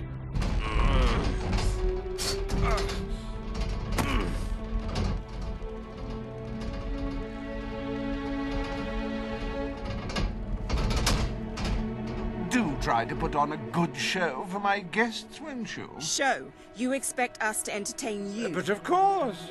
It's just a game, my little sweet. The Wheel of Misfortune. It's rather simple. I spin, you die, we watch. Really, it's a riot.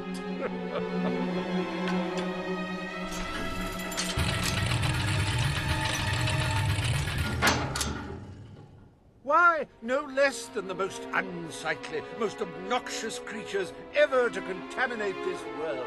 Super.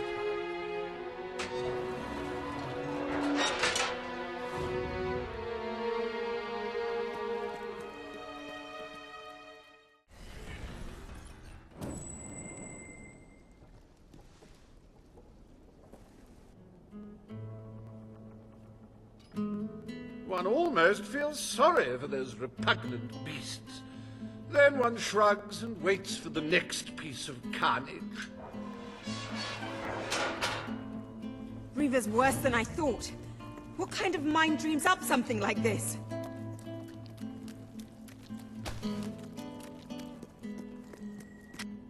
Like the tales of my greatest conquests, the wheel simply demands to be spun. What delicious fate will it deliver this time?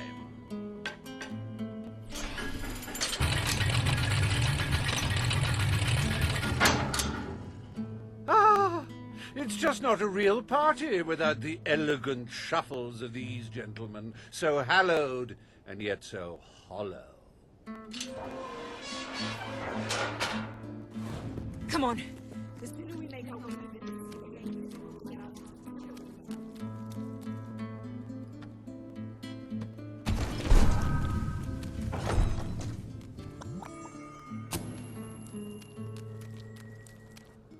Let the tearing of limbs commence! Chop, chop!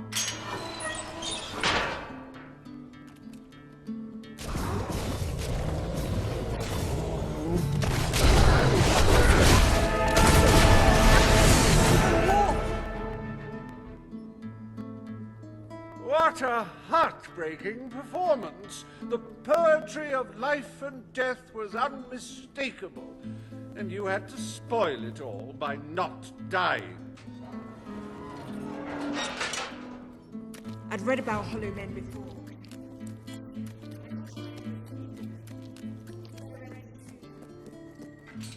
Oh, we'll let your exquisite circumference regale us with violent thrills.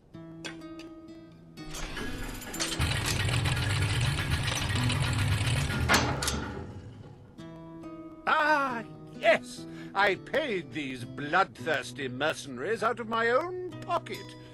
With gold I took from the people, but still, they'd better not disappoint. Mercenaries. Something I know how to fight. Their literacy may be lacking, but they do have a way with swords. Away we go!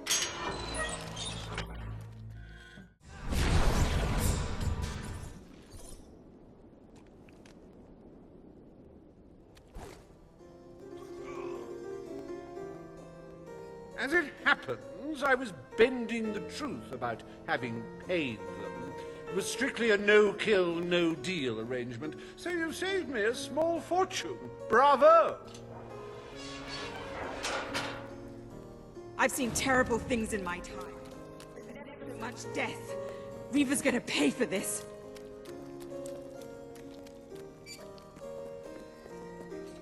Enough games, Reaver!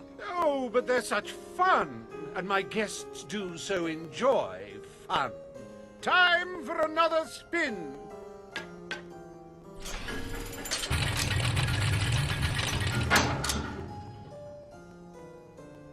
Oh, now, this is a very special round. Wait till you see what treasures I have in store for you next. What now? We can't keep fighting forever. I met these delightful creatures in a rather inhospitable land, far from the turgid green of Albion. I do love to bring two cultures together and see which one dies first. Ladies and gentlemen, I give you the Sanctuaries!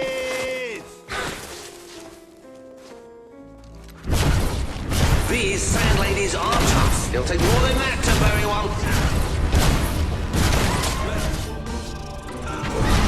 Oh, so much senseless death.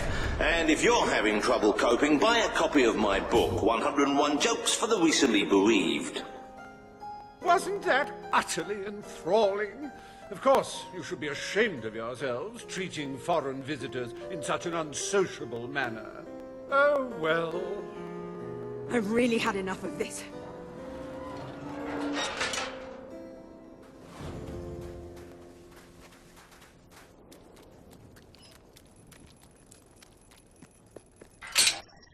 You holier-than-thou idealists, always thinking in the simplest, most binary of ways. But I quite agree. This game grows tiresome, and my guests, they grow restless. No need to get restless, sweetheart. Barry Hatch is here to take care of you. Fancy a quick jig?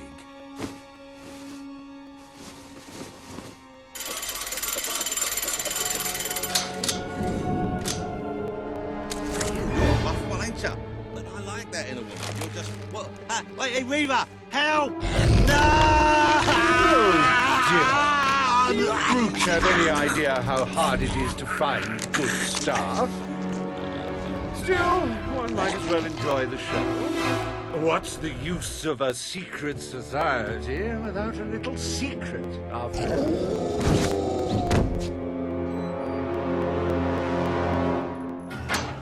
This can't be happening. What are they? I hope you do handle yourself rather well. My suspicions about your true nature would seem to be correct.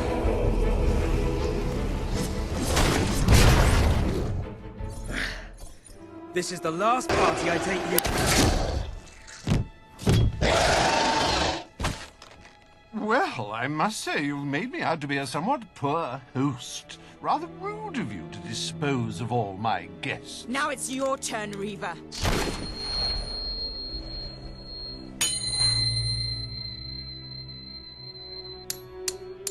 Oh, my dear girl, why not stop all this bickering? The three of us could go up to my quarters and have a private party. Do you have any idea who this is?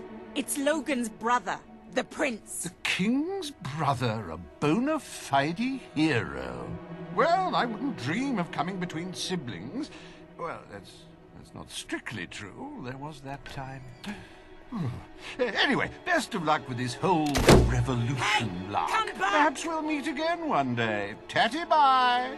Bloody coward. Would someone mind getting us out of here now?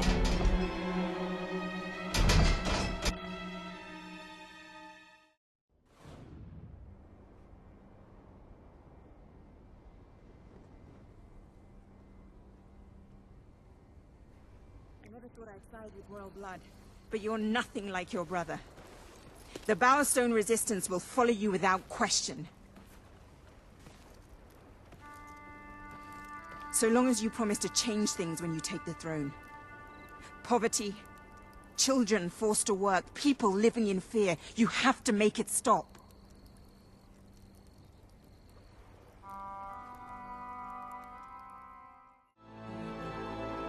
We should get back. We've got a revolution to plan. You have the support of Bowerstone and its underground resistance, but you still have much to do before you can take Albion's throne.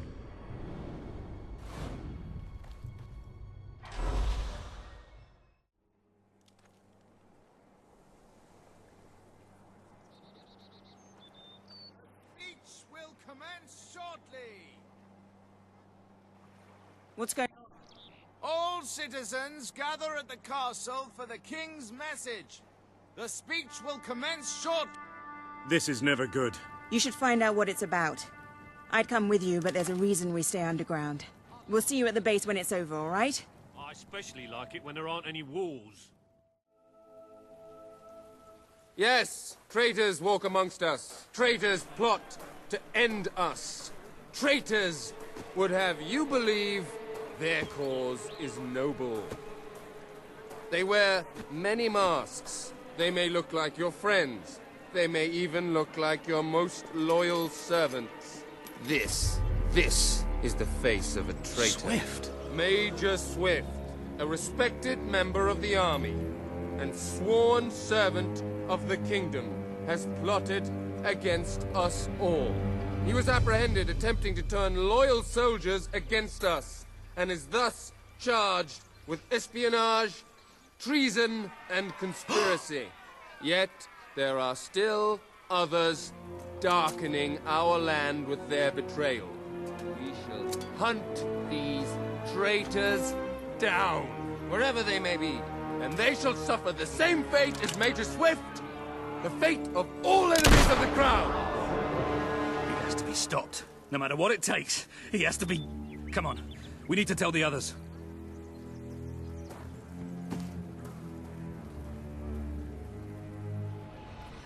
Ben told us what happened. Swift was a good friend. He died like a true soldier. A true soldier? Let's not pretend there was anything noble about the way he died. He was tortured, humiliated, and murdered. And he didn't give Logan anything, or we'd be dead now. I called that noble. It was just a matter of time before Logan did this. before he decided to hunt us down. We have to fight back. We're still not ready, though. We need more allies, and thanks to Swift's efforts, we know exactly where to look. Before he was executed, the Major managed to send us a message. A soldier still loyal to the old guard brought it to me. At great risk to his life. What does it say? Well, this is Swifty we're talking about, so it's rather straightforward. You will find allies in Aurora. I still don't understand how anyone there could help us. Aurora is a dead land. There's nothing there. Or at least, that's what we've been told. It's still the only lead we have, anyway. Can we get on with the plan? I have an overwhelming urge to shoot someone. First thing, we'll need a ship. You and Ben will get hold of one, while Paige and I make sure the rest of the fleet doesn't follow. You'll need to go via the back alleys, and they'll be crawling with soldiers. Not a problem. I know my way around the place. I'll meet you at the back of the sewers. We're gonna show Logan just what traitors can do. Go on. My men are putting together the materials we'll need. It should be quite a display. Aurora is a distant place. It could be a while before we return. If there's things you need to do, now's the time. You might want to say goodbye to your family. Nothing else.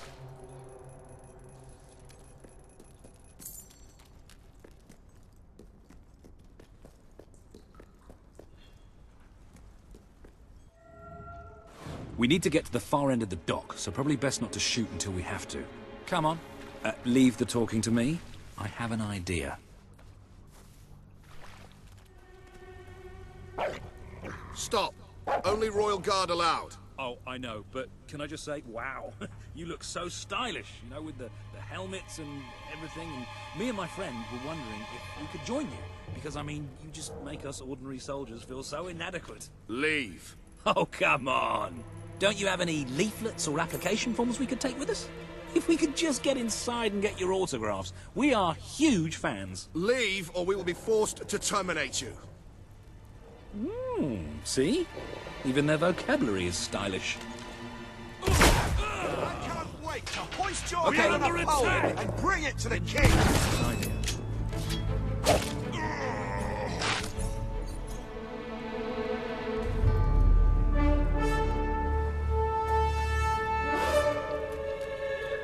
Walter, what kept you? Hurry, they're going to be following us after all. Well, it's not much, but at least it floats. That's what counts. Or, you know, we could take this one and then not drown as soon as we leave port. Even better. I've got a good feeling about this voyage.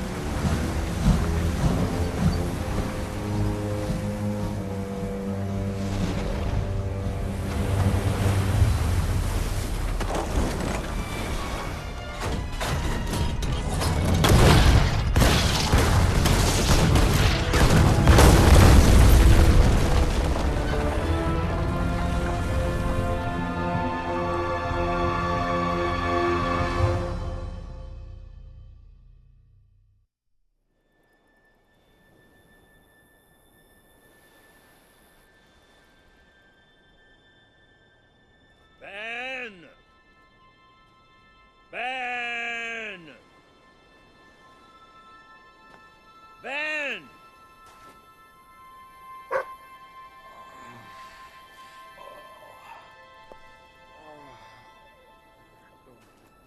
Are you all right? Yes. Ben's not here? No. Looks like we didn't all make it. I only hope... Well, maybe he washed up somewhere else. I'm sure that's it. Anyway, the only way forward seems to be through a rather ominous cave.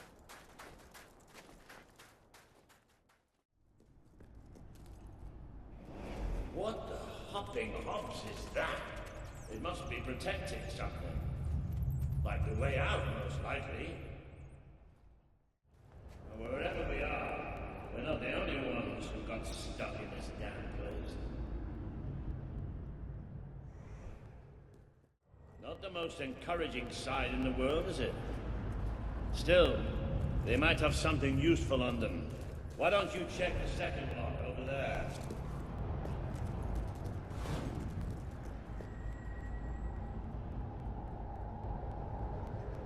I found something. A note. It speaks to us still. Darkness incarnate. We know now we can never escape it. Well, that doesn't sound good. Hey, I've got something too. One of these poor sods left a journal. Most of the pages have disintegrated, but well, you can still see plenty of weird symbols. It's mostly gobbledygook anyway. I mean, listen to this nonsense. Luminous spirits of the sands impart daybreak and gleam under a quiet moon. What's that supposed to be? Look at that. Can you believe I did that?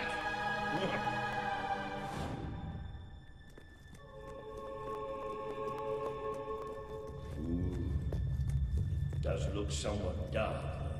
Oh, maybe going down isn't such a good idea.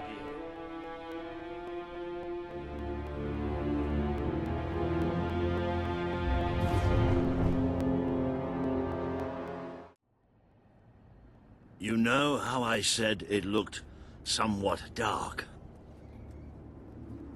Well, I'd like to amend that statement. We're looking into utter, total, complete darkness.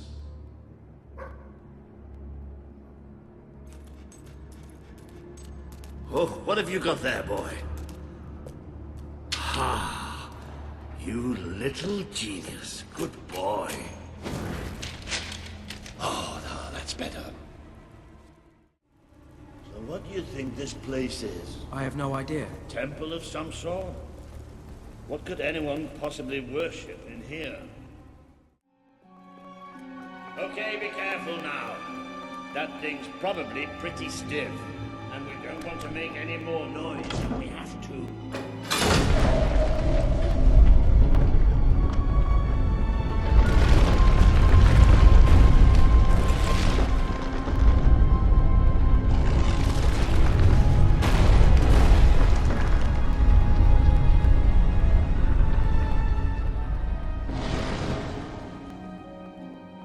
Yes, and quiet as stealthy mice, the adventurers forged on ahead. I know I have a tendency to be slightly paranoid, but did that sound like something friendly to you? The light you bring will die. The light inside you will die. Show All yourself. that you are will die. Well, this isn't good. The children are here to play. What are they?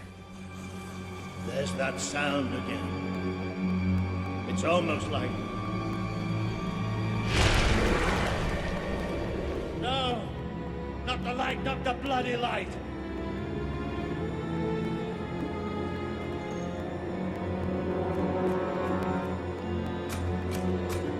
Come on, oil. These things are all around us. Come on! Come on!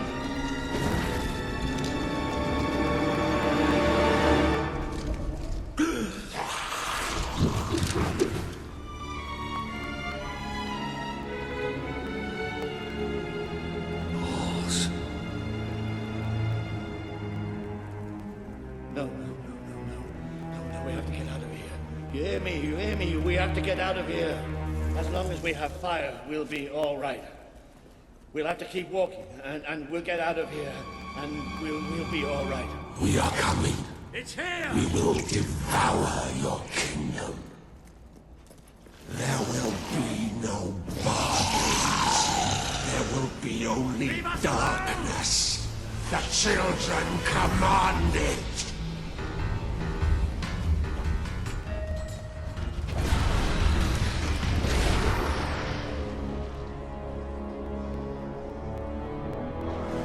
Did the blind seer not tell you about us?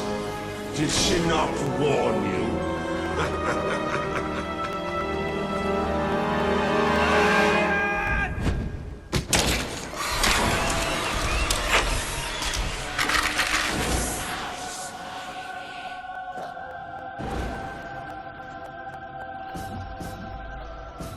It's gone. The bastard's dead and gone. Right, and we're getting out of here.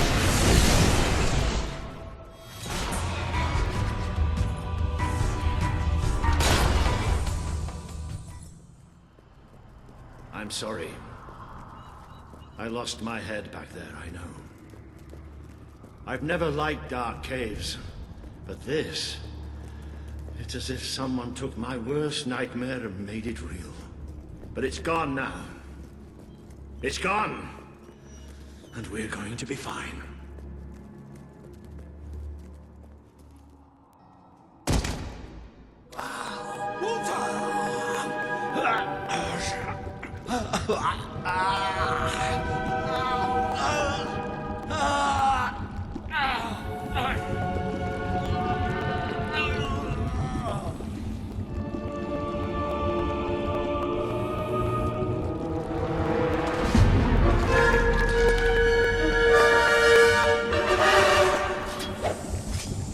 We have waited centuries for you.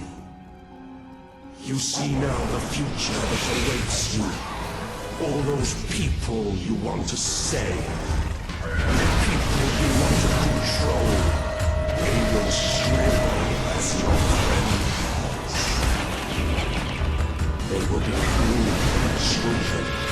They are still so hungry. So very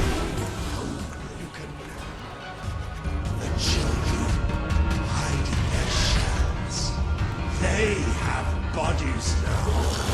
Bodies can tear you asunder.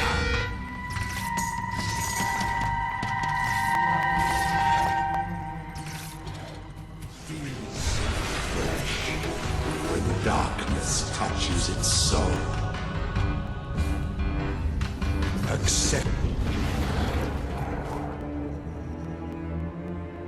The Dark Guardian shall come and protect us.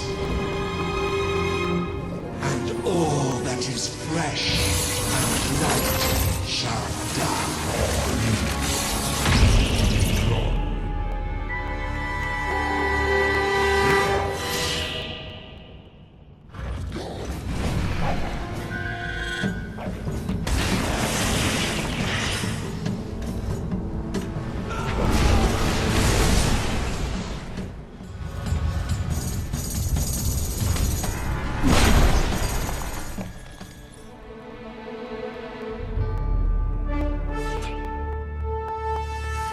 This land is ours!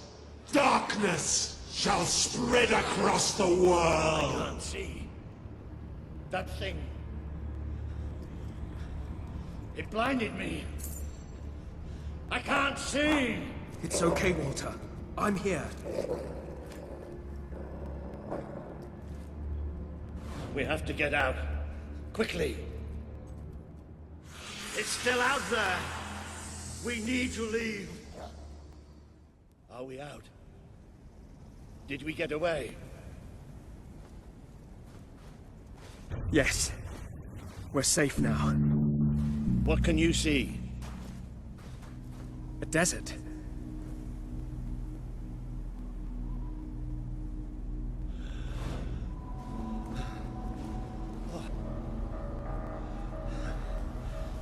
I'm not sure. I don't know how far I can go. Are there no signs of civilization? There's something in the distance. It looks like an enormous statue.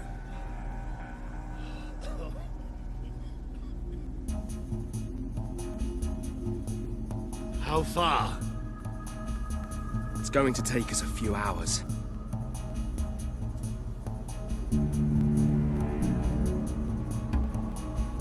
No, stop. I can't do this. Of course you can.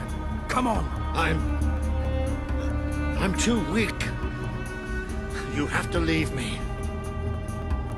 Listen to me. I can't see. I can barely stand. I won't just slow you down. I'll get you killed.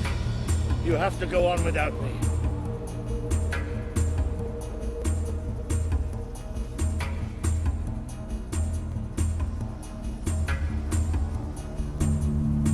I'm no use. You can't save me. I'm dead weight now. Stop talking like that. We're going to make it through this. All right. But I'll come back for you. I promise I'll get help. Yes, of course you will. You'll do me proud. I know you'll do me proud. Now go. Go!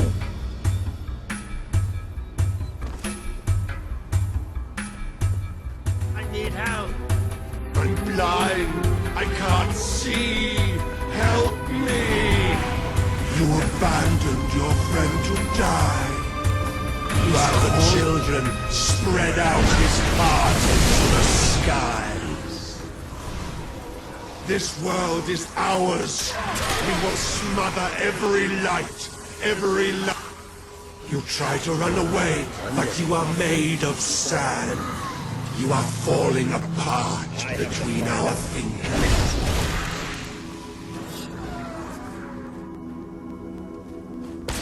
I want to see you do your best. He would have done anything for you. Now he screams alone. He curses you. Not even in death will he forgive you. Your strength is ebbing. We can feel it.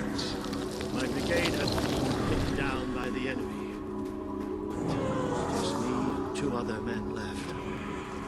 We retreated into a cave, but they never came after us. They just blew the entrance. Sealed us in. The light in your eyes offends us. Let it go blind. Are you blind yet?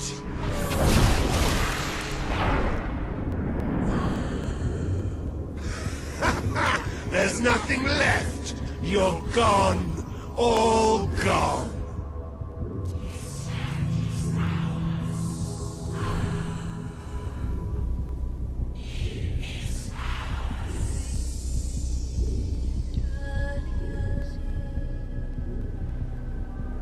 He's still alive. The other can't be far away. Taking a nap in the sun? Typical royalty. You had me worried there for a while. Walter! Don't worry, we'll find him. You just sit tight, my friend.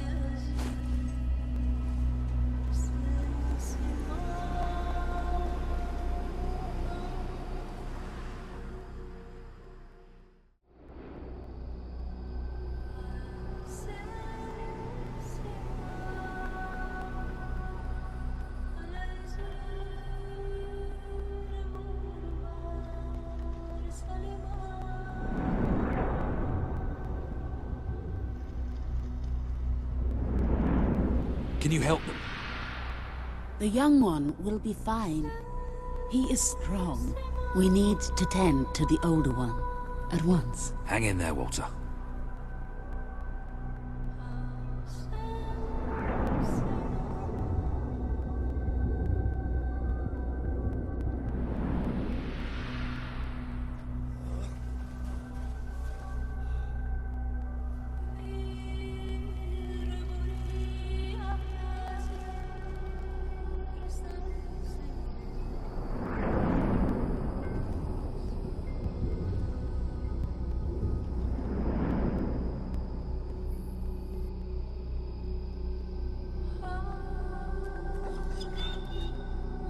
Hey, boy.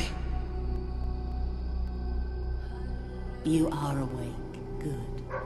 My name is Kaelin, and you are in the city of Aurora. I have much to tell you. Walter. How is he? He is fortunate to be alive, but we have seen his condition before. We may be able to help him. Is there another of my friends here? I thought I saw in the desert. A devilishly handsome soldier by the name of Ben Finn? Not dead yet, my friend. Please, come with me. Don't worry, he's a tough old nut. He'll pull through.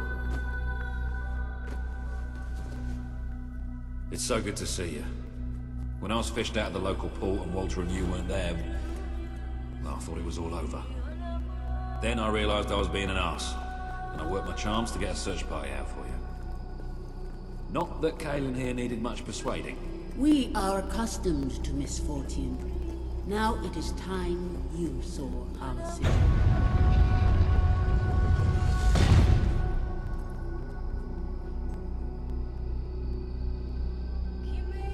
Welcome to Aurora, the city of nightmares.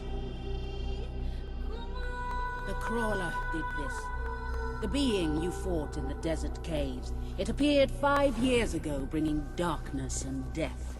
The few of us who still live have known nothing but fear since. We never know when it will come. And we cannot hope to defeat the creature and its spawn without an army. Even with someone like you by our side. Ben Finn speaks most highly of you. But you are not the first savior to come here. Please, walk down to our streets. See for yourself. Then we may talk more. Go ahead. I've seen enough. You are the one who survived the desert night. Yes. We have not had much fortune with outsiders. But as you can see, fortune deserted us long ago. You have come to a cursed land. What are you doing here? Everybody else seems to be hiding. I am honoring the dead. My wife and my child. And I stand here because I do not fear joining them. I'm sorry. You may read their memorials if you wish. There are many elsewhere. On statues, doorways. Wherever a memory will allow itself to live on.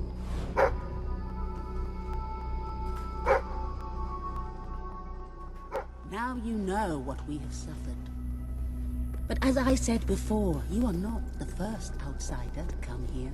Who was the other? His name was Logan. The King of Albion. Seems your big brother's been keeping secrets. He used to go on expeditions all the time, remember? Until about 4 years ago. He too faced the Crawler. He saw all his soldiers killed by the darkness and nearly died himself. But he survived thanks to our care. He left with a promise that he would return with an army and save us from the Crawler. We never saw him again. King Logan did not cause this, but he did nothing to stop it. Now I ask that you do what he would not. Ben Finn has told us of your quest, of your revolution. There are not many warriors left among us, but we have ships, and we are willing to fight beside you. Not because... I promise.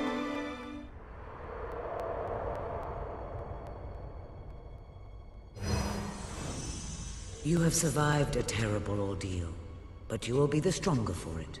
With Kaelin and the Auroran people on your side, you are finally ready to face your brother. It is time for you and Walter to gather your allies and take Bowerstone Castle.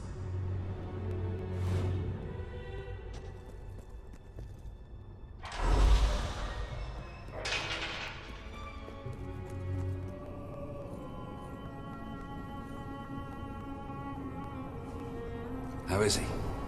Is he gonna make it? I do not know. The darkness is deep within him. Few ever wake. But he's improving. I mean, you're doing your thing and he's getting better, right? I do not wish to give you false hope. Perhaps it would be better if we allowed him to rest. Don't worry, he's a tough old nut. He'll pull through.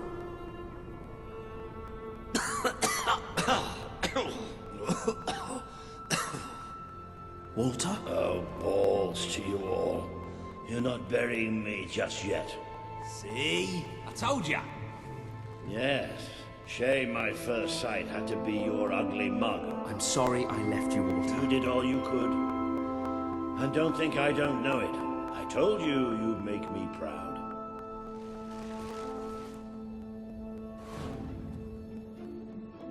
Well, we didn't exactly find the army we were hoping for. And I feel about 100 years older than when we left, but we're finally ready. You've surpassed every hope I had for you. You're the king Albion needs. So come on. It's time to gather your generals and prepare for battle. You know, maybe I'll take a little nap first. All right, I've got it. I take a small group of soldiers down this route and blow up the west barracks. It will draw their attention and open up the main route. How's that better than my idea? We will live longer than a few seconds. Oh, well, now you're just picking holes. Give it up, boy. What I want to know is what my men need to do. That's for the future king to decide. Paige knows the city best. We'll follow her plan. Fine. I only put mine forward to annoy her anyway. I see you've really matured on your travels. If you look at the map, we can go through the details. My ships will take you to the beach here. We can expect heavy mortar fire, but most of Logan's soldiers will be busy dealing with Paige and her men. I want to be in the thick of the smoke and the fire and the glory. If Paige takes the west route, it's only fair I take the east. Which leaves the center to us. Less chance of getting lost. Then we're agreed. Are you sure you're up to this, Walter? Oh, don't worry about me. I may feel old and tired, but the day hasn't come yet when I can't charge into a good old-fashioned fight. Let the battle for Albion begin.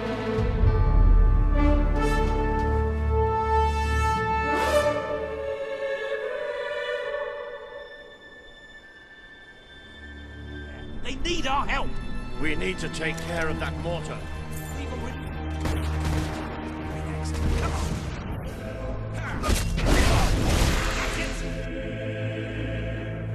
The Auroran ship should be able to move in closer now. Come on, Kaelin, do your stuff.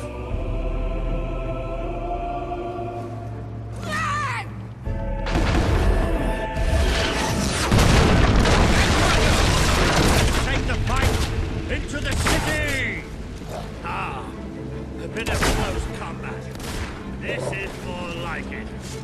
Recognize old Walter, you hobotherers!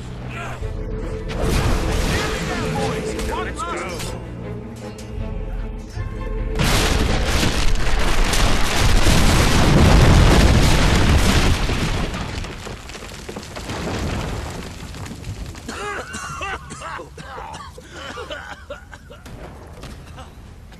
Is this not the grandest time you've ever had?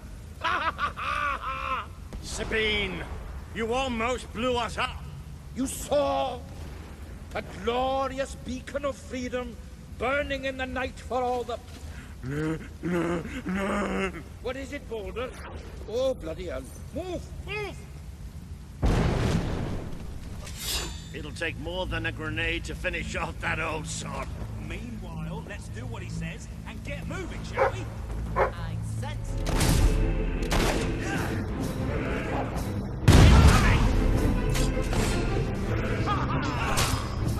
Shut up.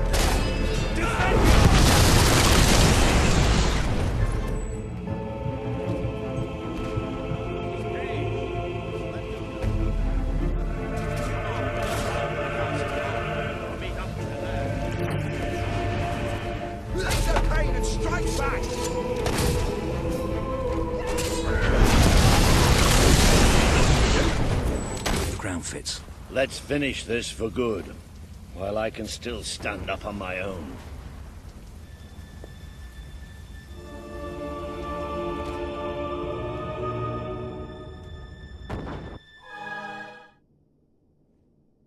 Shall we knock? No. Let's surprise him.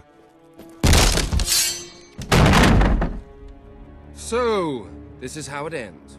The old fool and the child who ran away. You finally become the man I always wanted you to be. He's a lot more than that, and now he's ready to take your place. Perhaps the time has come for someone else to lead Albion. You were never a leader, just another tyrant. Did it ever occur to you that I may have had good reason to be?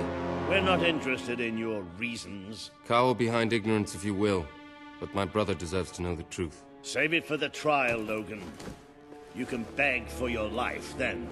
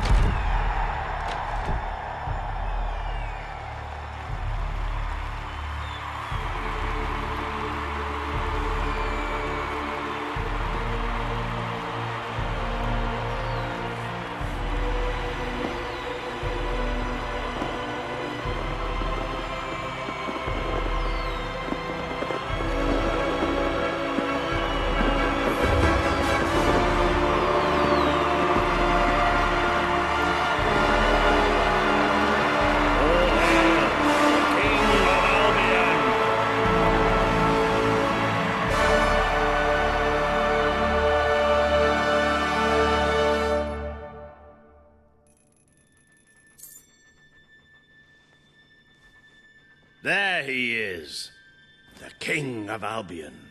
You've made it. Just like I always knew you would. It doesn't get any easier, though. You have a country to run now. And with Jasper busy in the sanctuary, you'll need a new personal aide. Someone who can keep you organized. Let me introduce you to... Hobson. Hobson's the name, Your Majesty. May I say what an extraordinary honor it is to serve you. I have a vast wealth of experience, I assure you, though I have yet to experience vast wealth. That, Your Majesty, is an example of the sense of humor which will no doubt make our time together such a delight. No doubt. Well, I'll leave you two to get better acquainted. I should begin preparations for the trial. The trial, of course. The very first item on today's agenda. Among my other qualities, I am well versed in toadying, public relations, and time management. And I heartily believe the key to being a successful king is following a well-scheduled royal agenda. If you will permit me, here are today's appointments.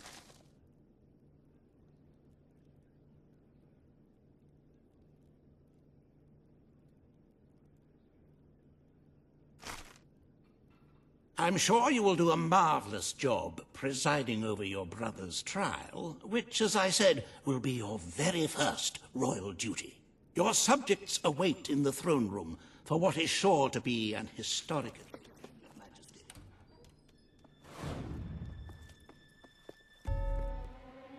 Logan, former King of Albion, you stand accused today of crimes against the kingdom and its people.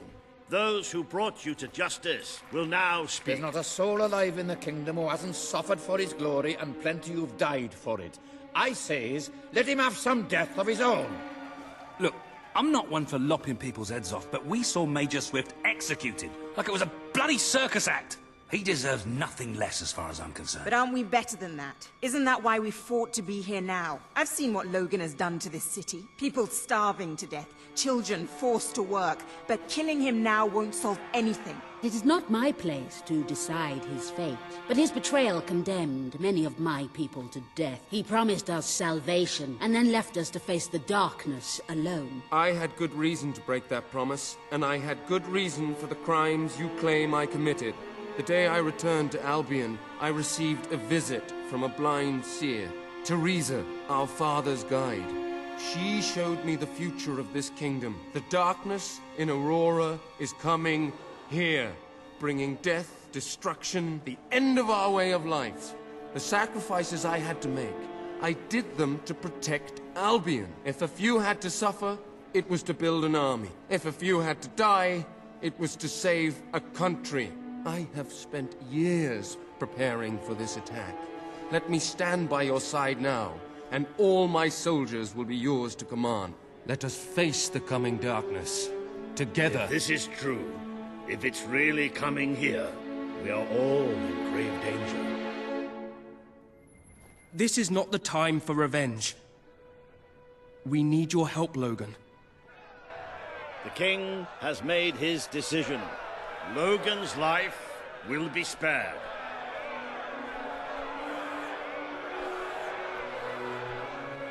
I know you will never forgive me for the things I've done. You told me so once, remember? Of course I do. But what matters now is that we defend our land. The castle is yours, and so is the throne.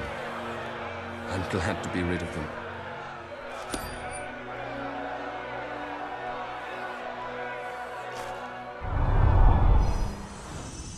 You have fulfilled the first part of your destiny.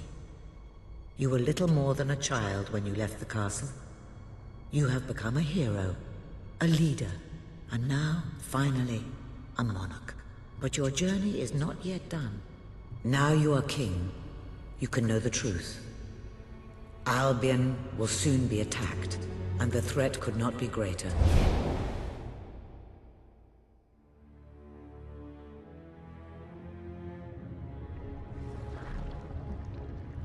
Darkness is coming to our land. It cannot be reasoned with, it cannot be halted.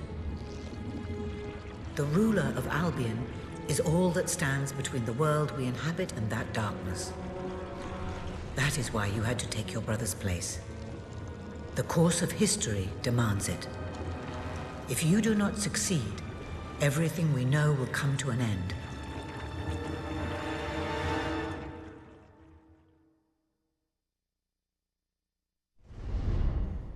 Why didn't you tell me all this at the start? It was never about Logan, was it? I told you what you needed to know, and I never spoke anything but the truth. With Logan on the throne, Albion would have been doomed. This much I know. Only with a hero wearing the crown do we stand a chance of survival. And how do I stop it? You won't.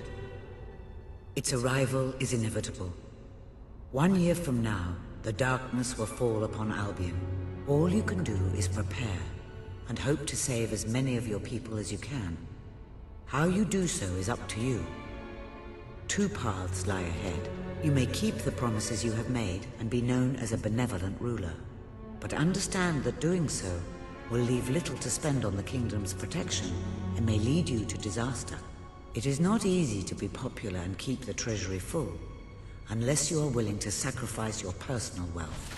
But you may also choose to break those promises, to harm your people in order to save them. You will not lack the means to build the army you need, but you will be hated. This path will cast you in the role of a tyrant, as it did your brother. You have 1 year to do what Logan could not. Be the ruler that readies Albion for the greatest threat it has ever faced, and be the hero that can stand against it.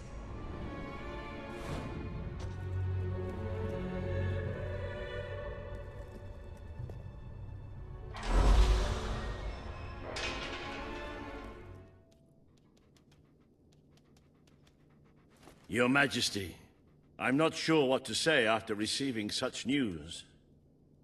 The darkness that is coming. People won't understand what it means. Nobody could, without living through it first. We need to prepare. If we can't stop the attack from happening, we have to be ready when it comes. Having Logan's troops on our side is a good start, but you will need to raise a fortune to pay for the army we'll need. Hobson will show you the treasury, and I'm sure he can explain just how to fill it. Indeed I can. Then I will leave you to it. Ben and I will begin recruiting and training soldiers at once. If you will follow me, Your Majesty. Oh, how I have looked forward to this moment.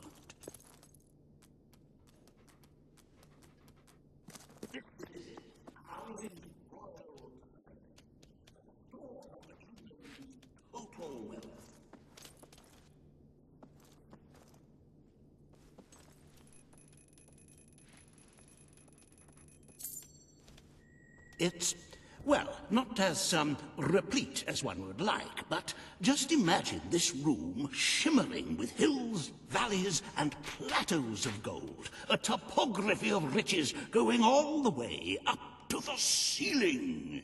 It will require nothing less to build this army everyone is talking about.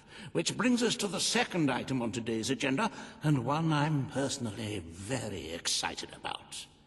Setting the tax rate for the coming year. As you probably know, your brother was taxing the people rather heavily, and some say that this has led to poverty, starvation, and other societal ills. You have 3 clear choices, Your Majesty. 1, lower the tax rate, which one could argue would help the poor and the hungry, but would also leave the treasury in a miserable state. 2, maintain Logan's policies. Not a popular move with the people, but moderately popular with the treasury. And 3, and don't let my enthusiasm influence you in any way, raise the taxes even further. True, many will suffer in the short term, but we will be able to protect the kingdom and run our fingertips over vast amounts of gold in this very room. What will it be, Your Majesty? Very well, Your Majesty. A prudent choice. Why upset the status quo? The time for revolution has passed, and people are used to the current rate of poverty and starvation. Those who survive will thank you in the end. But you will still need to raise a lot more gold by other means. Unless you're willing to donate some of your own money to the treasury. Oh, I'm sorry. I do like a little joke now and then. Reaver has a most intriguing proposal for you in Bowerstone Industrial. Now, I know you have had your differences, but it is time to put those behind you and work together. Nobody can raise money like Reaver can, I assure you. I have seen to it that your appearance among the populace is well publicized. So expect a crowd.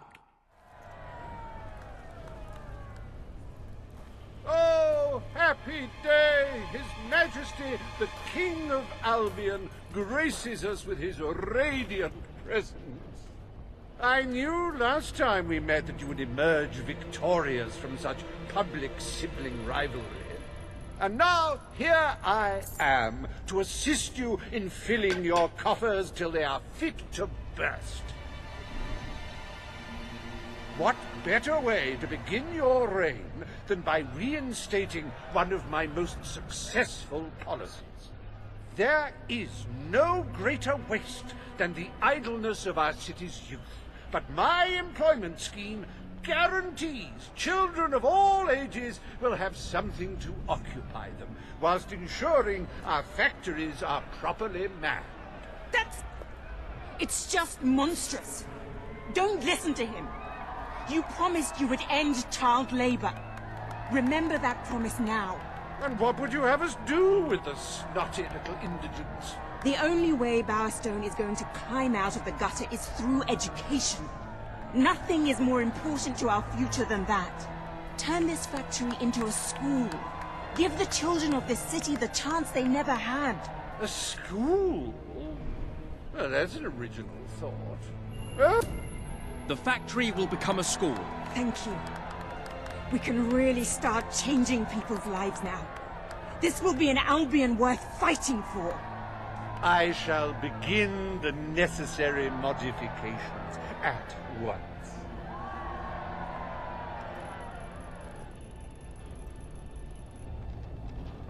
Welcome to Reaver Industries Learning Center, Bowerstone Industrial's first ever school.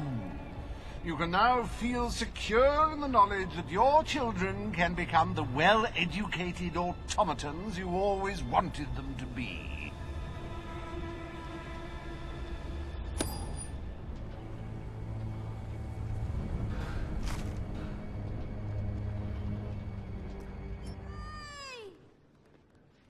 Today, you will decide what is to be done with the Bowerstone Old Quarter, site of the battle for Albion.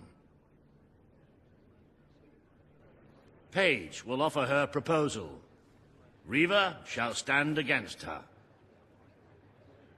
You may speak. Your Majesty, our victory came at a great cost to the city. You vowed to fight poverty, but our actions have made the problem worse. You must act now. I ask that the old quarter be rebuilt, and its former residents rehomed. You wouldn't just be helping those in great need.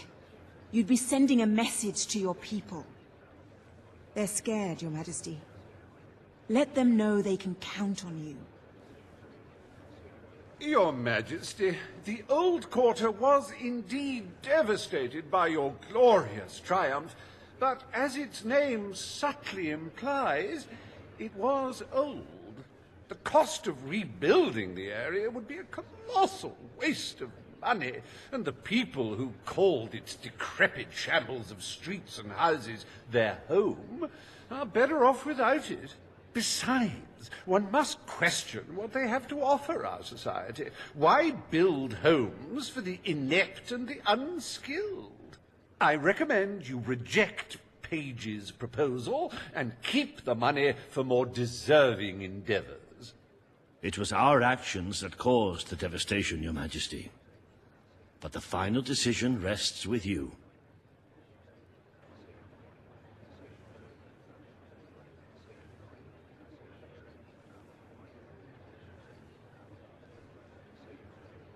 We are responsible for the damage. We should make things right.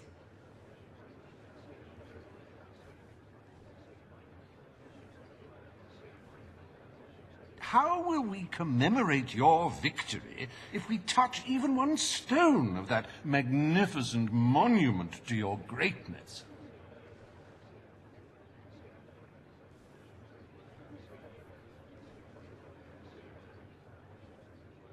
Everyone is looking at you for a gesture, Your Majesty. Prove to them you are not like your brother.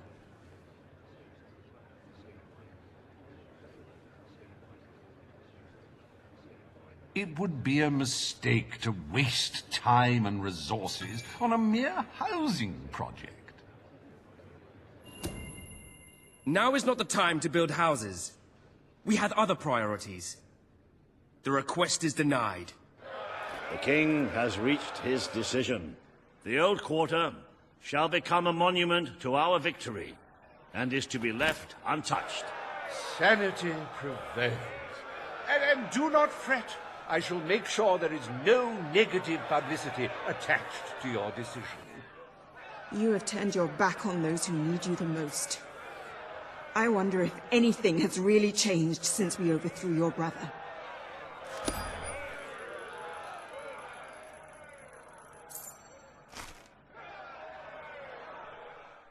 Despite the heartless demands of the greedy few, we are proud to announce that the historic site of Bowerstone Old Quarter will forever be preserved as a monument to this city's greatest triumph. Join me, Reaver, in saluting our proud heritage.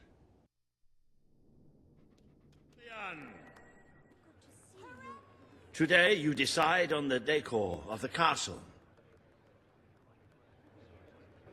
Two of Albion's greatest interior designers have come to present their suggestions. You may speak. Your Majesty, I am Herman Worthy, and I have a design in mind that will blow your little royal socks off. Imagine a celestial scheme capable of lifting the shadows that haunt these halls. A fabulous balance of serene hues that announce to the world, I am a strong, virtuous leader. Hear me roar. But also, look how pretty my home is. You are an enlightened king. Let the heart of your castle be enlightened too. Celestial? Serene? Pretty?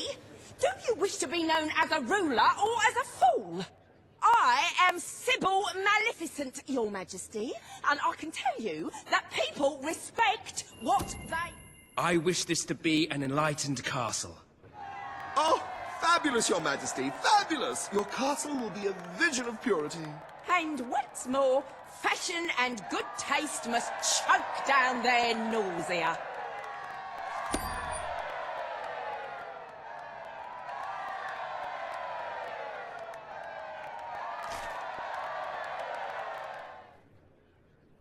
Today you decide on the future of Aurora, Your Majesty.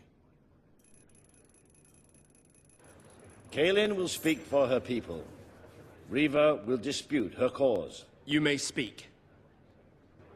I am here to seek the protection you promised. It is too long since my people felt safe, or knew of life without suffering. We were honored to join your fight to claim Albion. Now it is time we joined your kingdom. Do I will what keep your my promise. brother failed Aurora to do. will become part of Albion. Help us and its to people will be our rebuild equals Aurora in every way. and protect it as you would The king your has own spoken. land.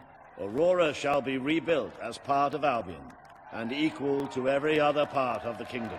Thank you, Majesty. You have proven to be a man of honor.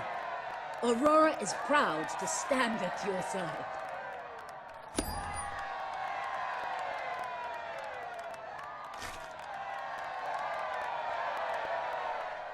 Welcome to the new and improved Aurora. An oasis of friendship, camaraderie, and many other lovely things. Visit the city that Reaver Industries rebuilt from sand, stone, and corpses.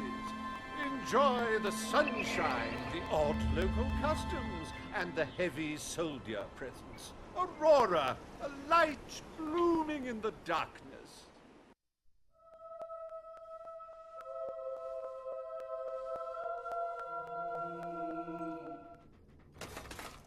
The Treasury's health is robust, but we must always be wary of unnecessary expenditures and watch out for possible avenues of profit.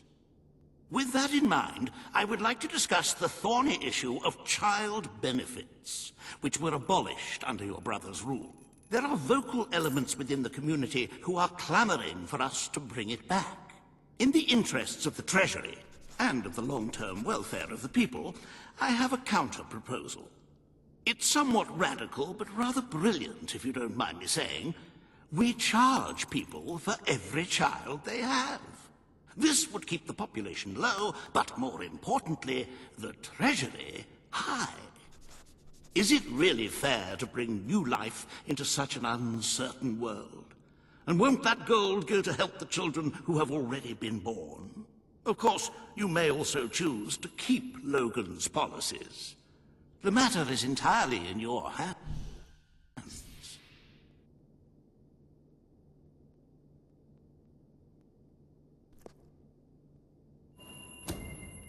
Very good, Your Majesty. Why change things when they are going so well? Perhaps Logan was right in following this course of action. Shall we proceed with the rest of your appointments? Here is the royal agenda for the day.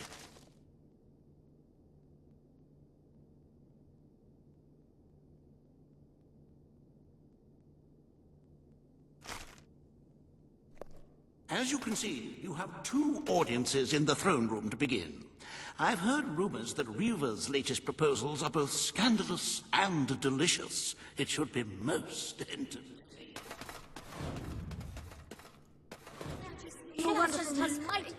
This hearing concerns the future of the Bowerstone Shelter and Orphanage. Paige will speak for the disenfranchised people of the city. Reaver will dispute her cause. You may speak. Your Majesty, the shelter has long been the only refuge for the homeless, the poor, and the orphaned. And until we can change the whole world for the better, it will continue to be their only hope of survival. Isn't it time we held out a helping hand to those who need it most? The shelter is underfunded and the building has fallen into disrepair. Invest in the shelter and orphanage, and perhaps we can begin to create a better future for Albion's forgotten people. I could not agree more. The city and its people are in dire need. But it is not charity they require. It is love. I propose we use this dilapidated building to help both them and ourselves. For love and money have always gone hand in hand. Let us inaugurate Bowerstone's first brothel. A brothel? Brothel, bordello, whorehouse. The name is unimportant. What matters is that the people get the love they need, and we get their money. Yes, it's for your majesty to decide. Refurnish the shelter and orphanage, or... The poor of this city have suffered enough. We will renovate the shelter and orphanage. The Bowerstone shelter shall be refurbished at the Crown's expense. Thank you, Your Majesty. You've done the right thing.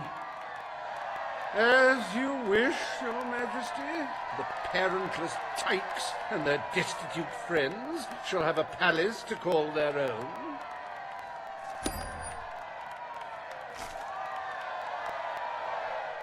Are you a beggar, too lazy to own your own clothes? Or perhaps an orphan, aching for a bowl of gruel? Then come to Reaver Industries Shelter and Orphanage, where you'll find food, beds, clothes, and even new parents. No matter who you are, we care, even if you don't deserve it.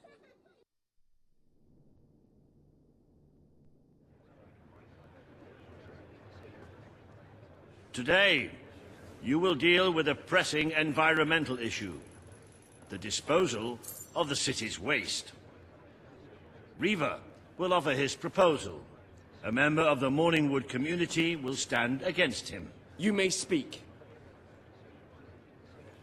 Your Majesty, I'm sure you will have noticed a certain aroma permeating the city of late, even more nauseating than usual. I fear it is not merely the stench of the underprivileged. Bowerstone is beginning to have a serious waste disposal issue. We require an inexpensive and efficient solution, and I believe I have hit upon one. Now, currently, part of our waste is being disposed of in the Morningwood Marsh. With very little effort, Reaver Industries could redirect all of the Bowerstone sewer system to flow directly into that region. As you know, it's a desolate place with no financial or cultural value to the kingdom. There can be little discussion as to the logic of this decision. Hang on, this isn't right. Not right at all. We're all children of the soil. It's in our hearts, it's in our blood. It's under our fingernails. What I mean is, we're all equal when it comes to dirt, like. From dirt we come to dirt we go, yes? We who reside in Morningwood have as good a claim to being clean as anyone. And what of Morningwood itself? Its nature spirits, its woodland elves, and water fairies. Do they not deserve freedom from pollution too? Don't destroy paradise with your urban dregs, man. Channel the waste. Be one with the cycle of life. You have all these, like, factories and stuff, don't you? Turn one into a, you know, what do you call it? One of those things, a sewage reclamation facility. Right on. What shall you decide, Your Majesty? Morningwood is to be left unspoiled. We will find other ways to deal with Bowerstone's sewage problem. The king has spoken. Morningwood shall not be used as a waste site. The sanitation committee will look into safer alternatives. Groovy. You are like a majestuous eagle, Your Majesty. You are in touch with your inner innards. Granny Nature thanks you from, like, the bottom of her heart. A pity. I must admit I was rather looking forward to breathing fresh air, but I'm sure Your Majesty knows best.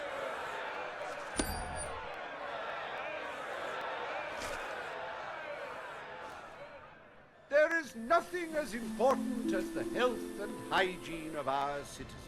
As such, Reaver Industries is delighted to announce the opening of the Bowerstone Sewage Recycling Facility, because there can be no affluence without effluence.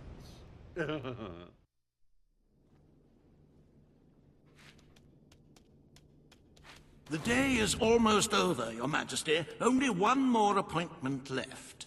Page has requested a meeting in the old rebel headquarters. How very cloak and dagger. I wonder what she wants. It's not every day a king walks into the rebel headquarters. You've changed the world since we last stood here. You had a lot to do with it, Paige. But we still haven't changed things enough. Without Logan's troops, crime is becoming a serious problem. There's one man in particular, Nigel Ferret. He's making this city his own. Every criminal in Bowerstone reports to him now. He's too powerful for me to deal with, and he's not easy to find. But I know how you can get to him. Good. Kid went undercover with a gang of robbers and found out their plans. They're going to strike the tavern in Bowerstone Market. If you get there in time, you can stop the raid. And at least one of those thugs must know where Ferret is holed up.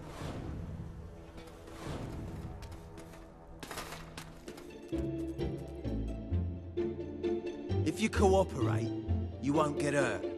If you give us any trouble, we'll kill you. Now, just so you know we mean business, I'd like one of you to give us trouble, so we can kill him as an example to the rest. Who's it gonna be then? Oh look, we have a volunteer. The king, no less. Have at him, fellas. We could just talk this over and come to an understanding, but It is no longer advantageous for any of us to frequent the hideout in Industrial. Presently, I shall inaugurate a new centre of operations in Bowerstone Market. You've been provided with a key which will permit access. Please endeavour to prevent its transference to an unauthorised individual.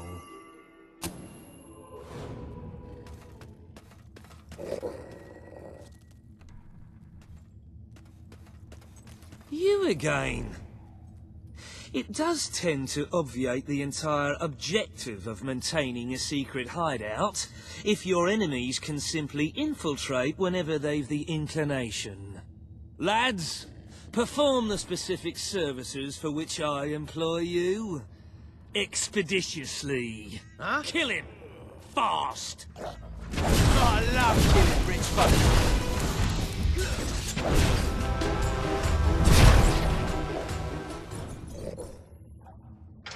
I believe I can state with relative confidence that your efforts are in vain. Even should it transpire that you vanquish my associates, this door is completely impenetrable. In addition to which, this cell contains a secret egress through which I may abscond whenever I desire. Meanwhile, my compatriots shall brutalize your person. This is all you've got, then?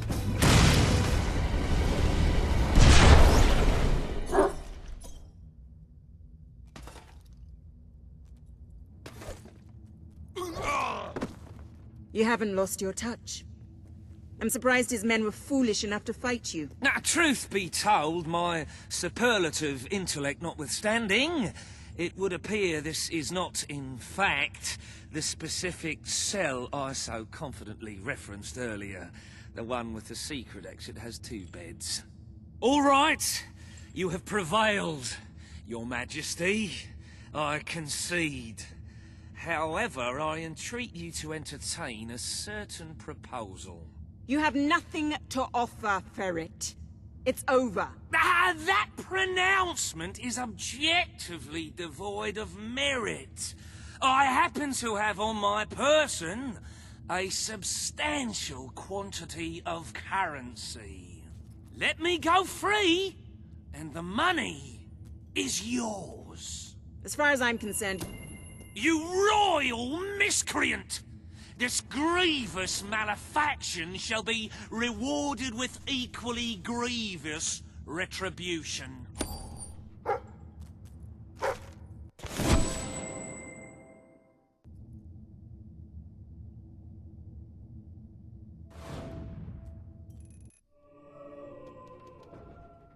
I'm sorry to say we are falling well short of expectations. The treasury holds nowhere near enough gold. But the kingdom demands your attention once more. The time has come to make a decision on Albion's drinking laws. Under Logan's rule, our citizens are restricted in the amount of alcohol they can purchase per day. As you can imagine, this has proved a rather unpopular measure. And yet many respected members of the community think the law does not go far enough. They would like alcohol consumption wholly abolished among the commoners. They feel, rather reasonably, that it leads to improper behavior and raucous public spectacles.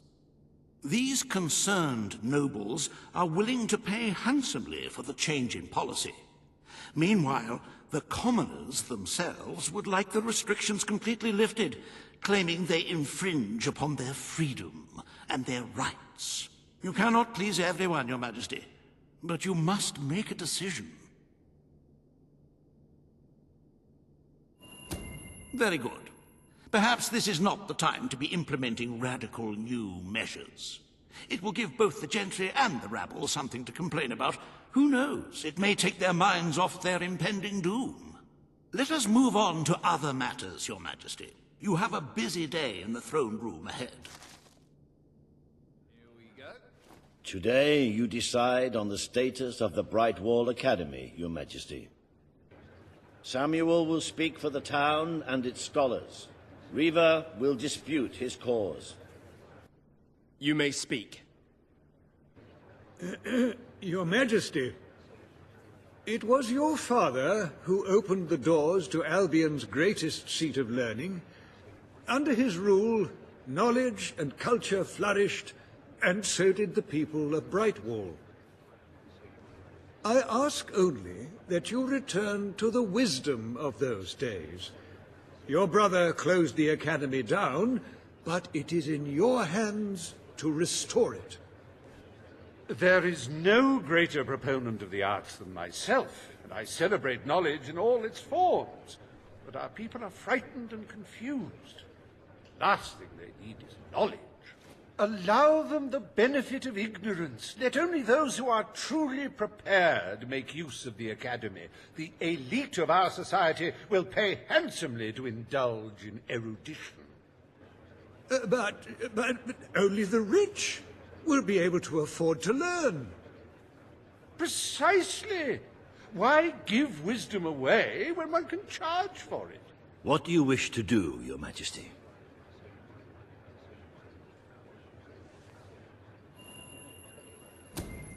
The Brightwall Academy will be open to all who wish to learn.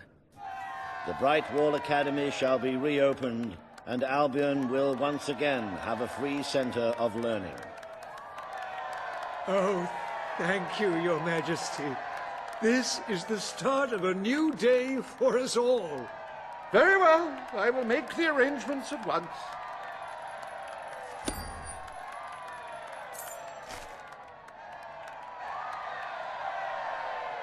Stimulate your intellect in the newly reopened Brightwall Academy. Suckle the knowledge from the land's greatest minds and avail yourself of the best library ever assembled. Everyone, from the most impoverished genius to the wealthiest idiot, is welcome. Brightwall Academy. Whatever you earn, it's the place to learn. The court summons Page and Reaver. The matter before you today is the future of Bower Lake. Reaver will offer his proposal. Page will stand against him. You may speak. Your Majesty, a recent survey of Bower Lake has found that the waterbed is rich in valuable metals. Now, as amusing as it would be to make workers hold their breath as they mine these resources, I fear it would be impractical. Instead, we have no choice but to dam the river and drain the lake of all water. Once that is done, we will have a ready-made quarry, ripe for the plucking. It will be a pity to disfigure the landscape so close to my former home, but it is a sensible course of action in light of our current needs. Bower Lake is the last piece of natural beauty remaining in Bowerstone. It belongs to our history and should be protected. Don't take it away from us. You'll be taking away part of this city's soul with it. Oh, really? Now that we've finally freed the people of this city, are we going to destroy the one place they can find peace? We need the resources in Bower Lake. It will become a quarry. The king has ruled. Bower Lake shall be drained and mined for resources. I applaud your enterprising spirit. The lake shall be drained at once. I hope you know what you're doing, Majesty.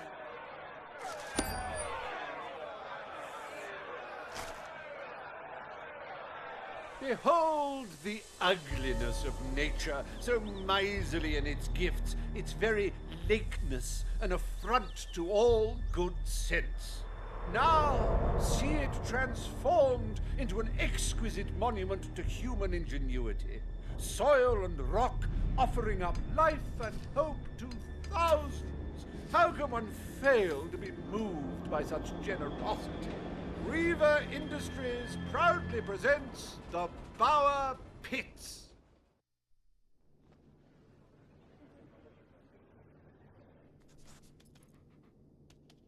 I trust the court was not too dull today. In any case, I'm confident your final task will be most enjoyable. A loyal and wealthy member of our community has offered to make a sizable donation to our treasury. Her only request is that you go to Millfields to make the collection in person. A perfect chance to stretch your legs, Your Majesty. We've led into the woods. Madam, I understand you want to recover what you've lost, but those woods are simply too dangerous. It would be suicide to enter them without combat experience, or training, or skill. I don't want to enter them, I want you to! Right. I was talking about me. Oh, just forget it. Ah, Your Majesty, it's such an honor to have you here. If only fate hadn't conspired to make me look like a fool. I so wanted to make a contribution to the noble cause. What's the use of a priceless heirloom if we're all going to perish in who knows what frightful way? I had taken the statuette out of the family vault, ready for your visit, only for a common thief to take it in broad daylight. Can you believe it, Your Majesty? The thief ran into the woods, and naturally the soldiers are too scared to follow. Why must the uneducated be so superstitious? But you know no such fear, do you? Find the villain, Your Majesty. He has stolen more than a statue. He takes with him the future of our kingdom. Beware the woods, Your Majesty. The soldiers may be superstitious, but there's no denying dangerous beasts lurk within. Good luck. I know you will succeed.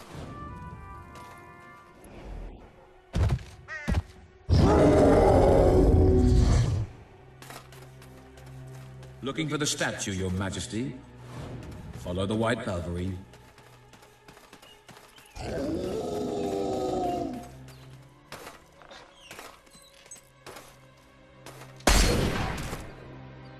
Right, you monster. Prepare to meet your... Oh, I'm so sorry. For a moment there I thought you were a Balverine. Damn things are always trying to get through our defenses. We burn silver nitrate in those lamps to keep them out. Kills them pretty quick if they hang around for too long. If a lamp goes out, well, I don't like to think what might happen then. One went out just recently, but we got it lit again fast. The man responsible for this bloke, Connor, got punished severely. Before he disappears into the forest, he tells us there's gonna be a reckoning. He's probably in 25 different stomachs right now. That's my reckoning. You can come on out, everyone. It's safe.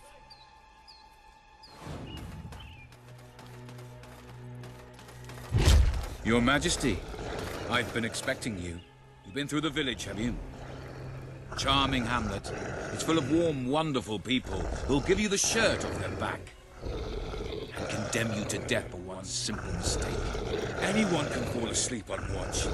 You exile him into this forest and call it justice. But enough about that.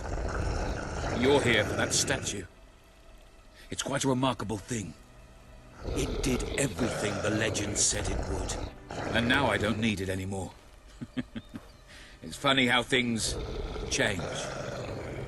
So if you want to take it back, to that prig in Millfields. It's yours. Nearly free of charge. All I ask is a small favor. Destroy those silver nitrate lanterns. Then the village will get a taste of justice. The choice is yours. And it's a simple one. How simple?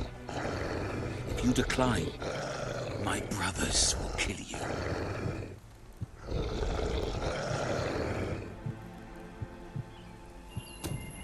Ah, well. I suppose it was too much to hope for. Still, your choice won't save the village. Now that I'm the leader of the pack, we've got some brains to go with our brawn. We'll lose a few of the weaker members, but we'll deal with those lanterns on our own. In the meantime, killing you will be a good way to, shall we say, get the blood flowing.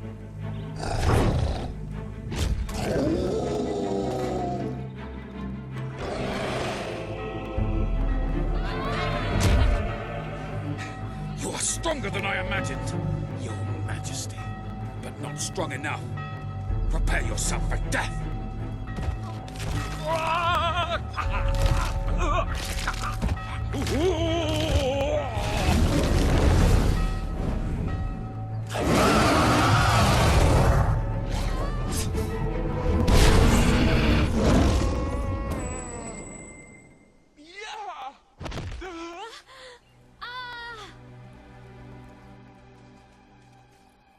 Oh, thank you. Thank you. You've saved us from certain destruction. We're in your debt. You'll always be welcome here, should you wish to return. Connor had this on him. It looks like a Belverine. It's yours if you want it. My place is quite affordable, really. I've rented worse. You're back! Did you find the thief? Did you recover the statue? Of course he did. He is the king. You found it? Oh, I can barely contain my... A magnanimous gesture indeed. Your subjects are lucky to be ruled by one so giving.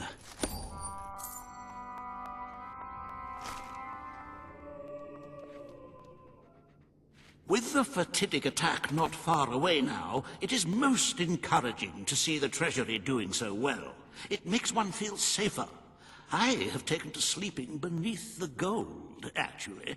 As for today's first order of business, you may have heard about the dire situation the kingdom's economy finds itself in.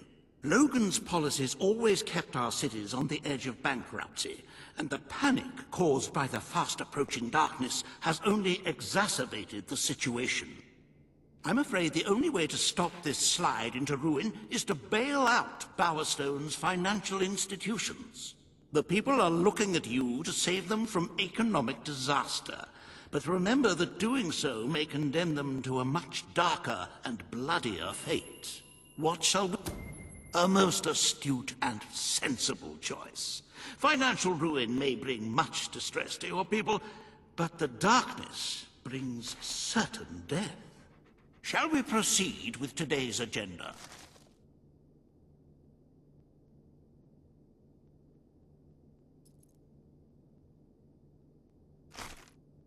Kaelin, the representative for the Auroran people, has requested an audience with you. The court awaits in the throne room. The king. Today you must decide how much protection to grant Aurora. Kaelin will offer her proposal. Reaver will stand against her. You may speak. Your Majesty, as you know, the threat from the deserts that surrounds my city has not diminished. The darkness could fall upon us once more at any moment. Aurora is part of your kingdom now, and I ask that you grant us protection. Build a desert outpost that can warn my people should the crawler attack. It shall allow us to leave the city in time and ensure the survival of your loyal subjects. A desert outpost? I've never heard such nonsense. What shall we do next? Erect taverns under the sea? Plant crops on mountain peaks? It is a fool. An outpost would be a waste of resources. Aurora is safe enough for now.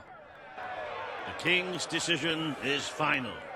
The military presence on the streets of Aurora is deemed sufficient for the protection of its citizens. It is heartening to see reason prevail. Bravo, Your Majesty, bravo! We saved your life once. Now you condemn us to death? Is that your idea of fair requital?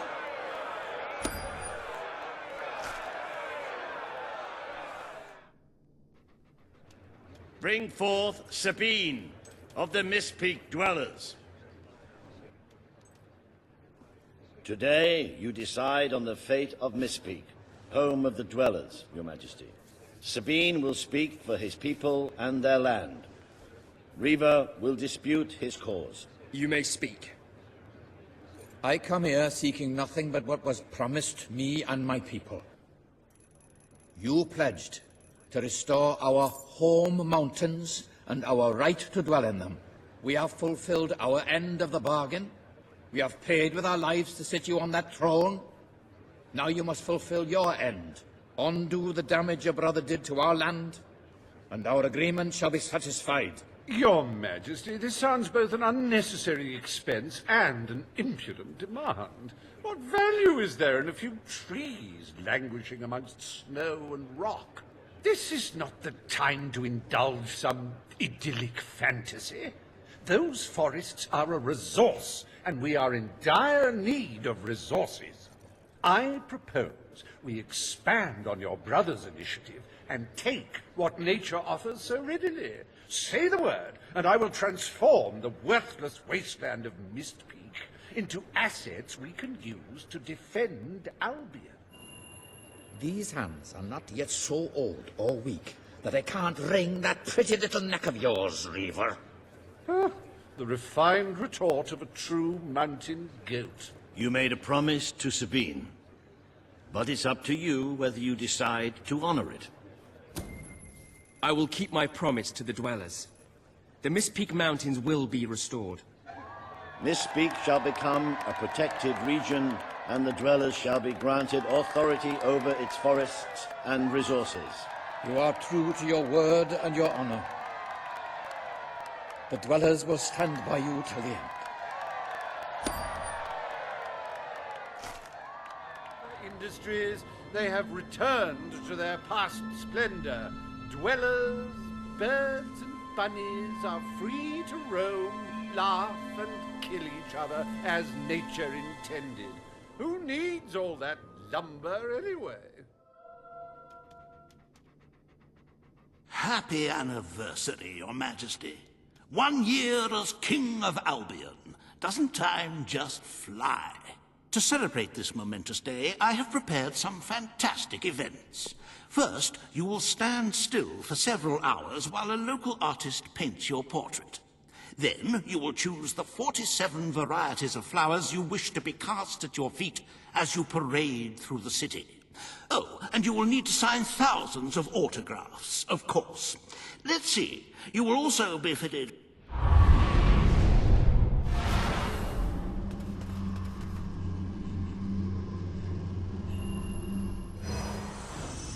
The day has come, King. It is time for you to face the darkness. But you will do so in your true form. Over the past year, you have made decisions that reveal your nature, and which have affected the lives of all your subjects. You have tried to be a just and popular ruler, but your good intentions have come at a great cost. Most of your people will not survive this attack, but you are more than a king.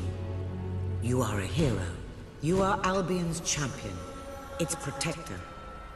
This coming battle is the reason you had to take Logan's place. Only you can defeat the creature that dwells in the shadows. If you do not, your kingdom will be gone, and you will die with it. Now go. Do what you were born to do.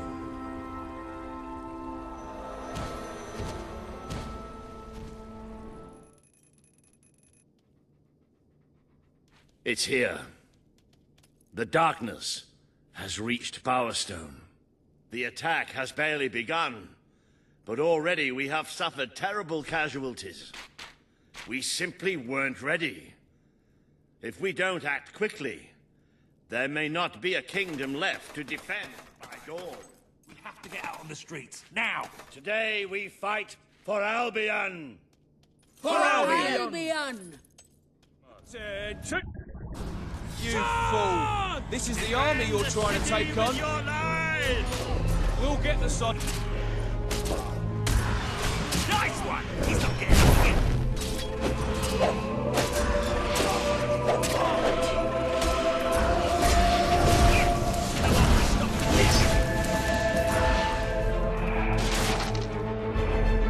Page!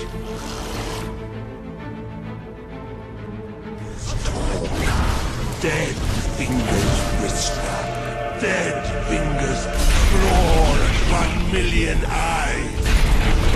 You have done such hurt. The people you know shall rejoice in your death.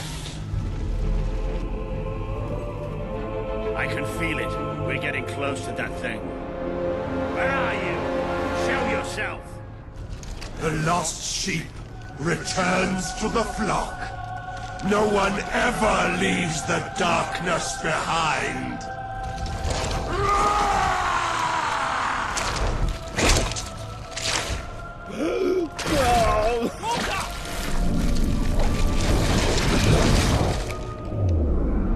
Do you see? Do you see what you have allowed? We are all shadows now. Can't get through!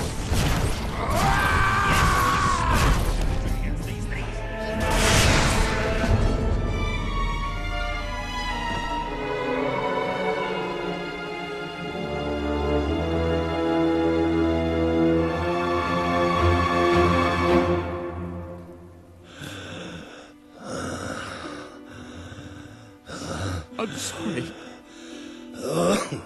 You took away the darkness. It's been inside me all this time. But it's light now.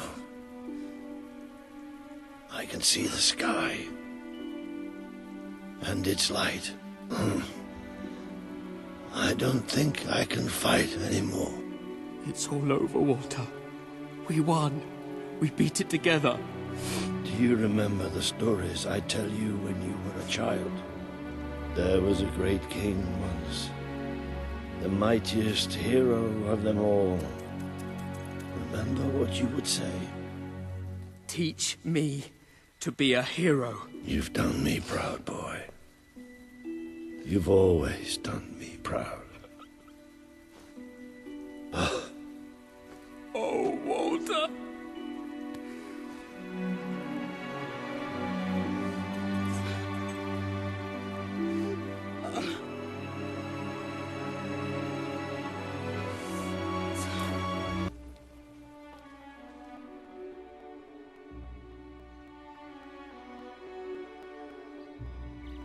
I think old Walter would have liked it out here.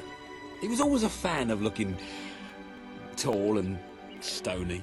I can imagine what he'd say if he was here now. Shut up, Ben. Exactly. It's time I return to my own castle.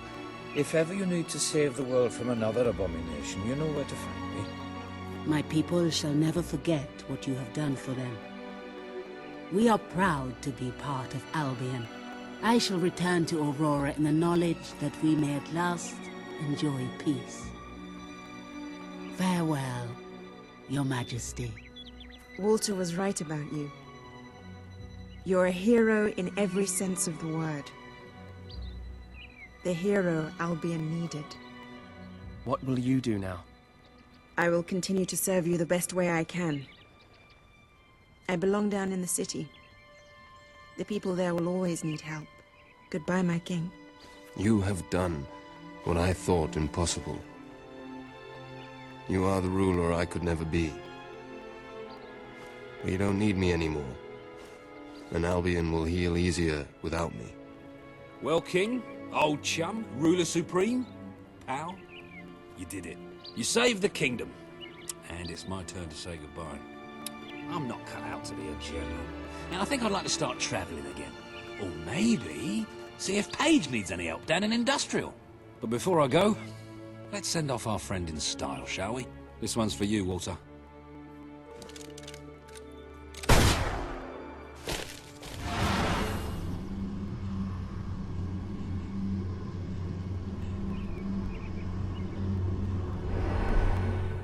This is the world as it could have been. Devoid of color, devoid of life. It is thanks to you that it isn't so. And you did it without becoming a tyrant. The people love you, and you have banished the shadow of your brother's reign. You kept your promise to Sabine and his people, when it would have been easier to turn your back on them. A noble gesture.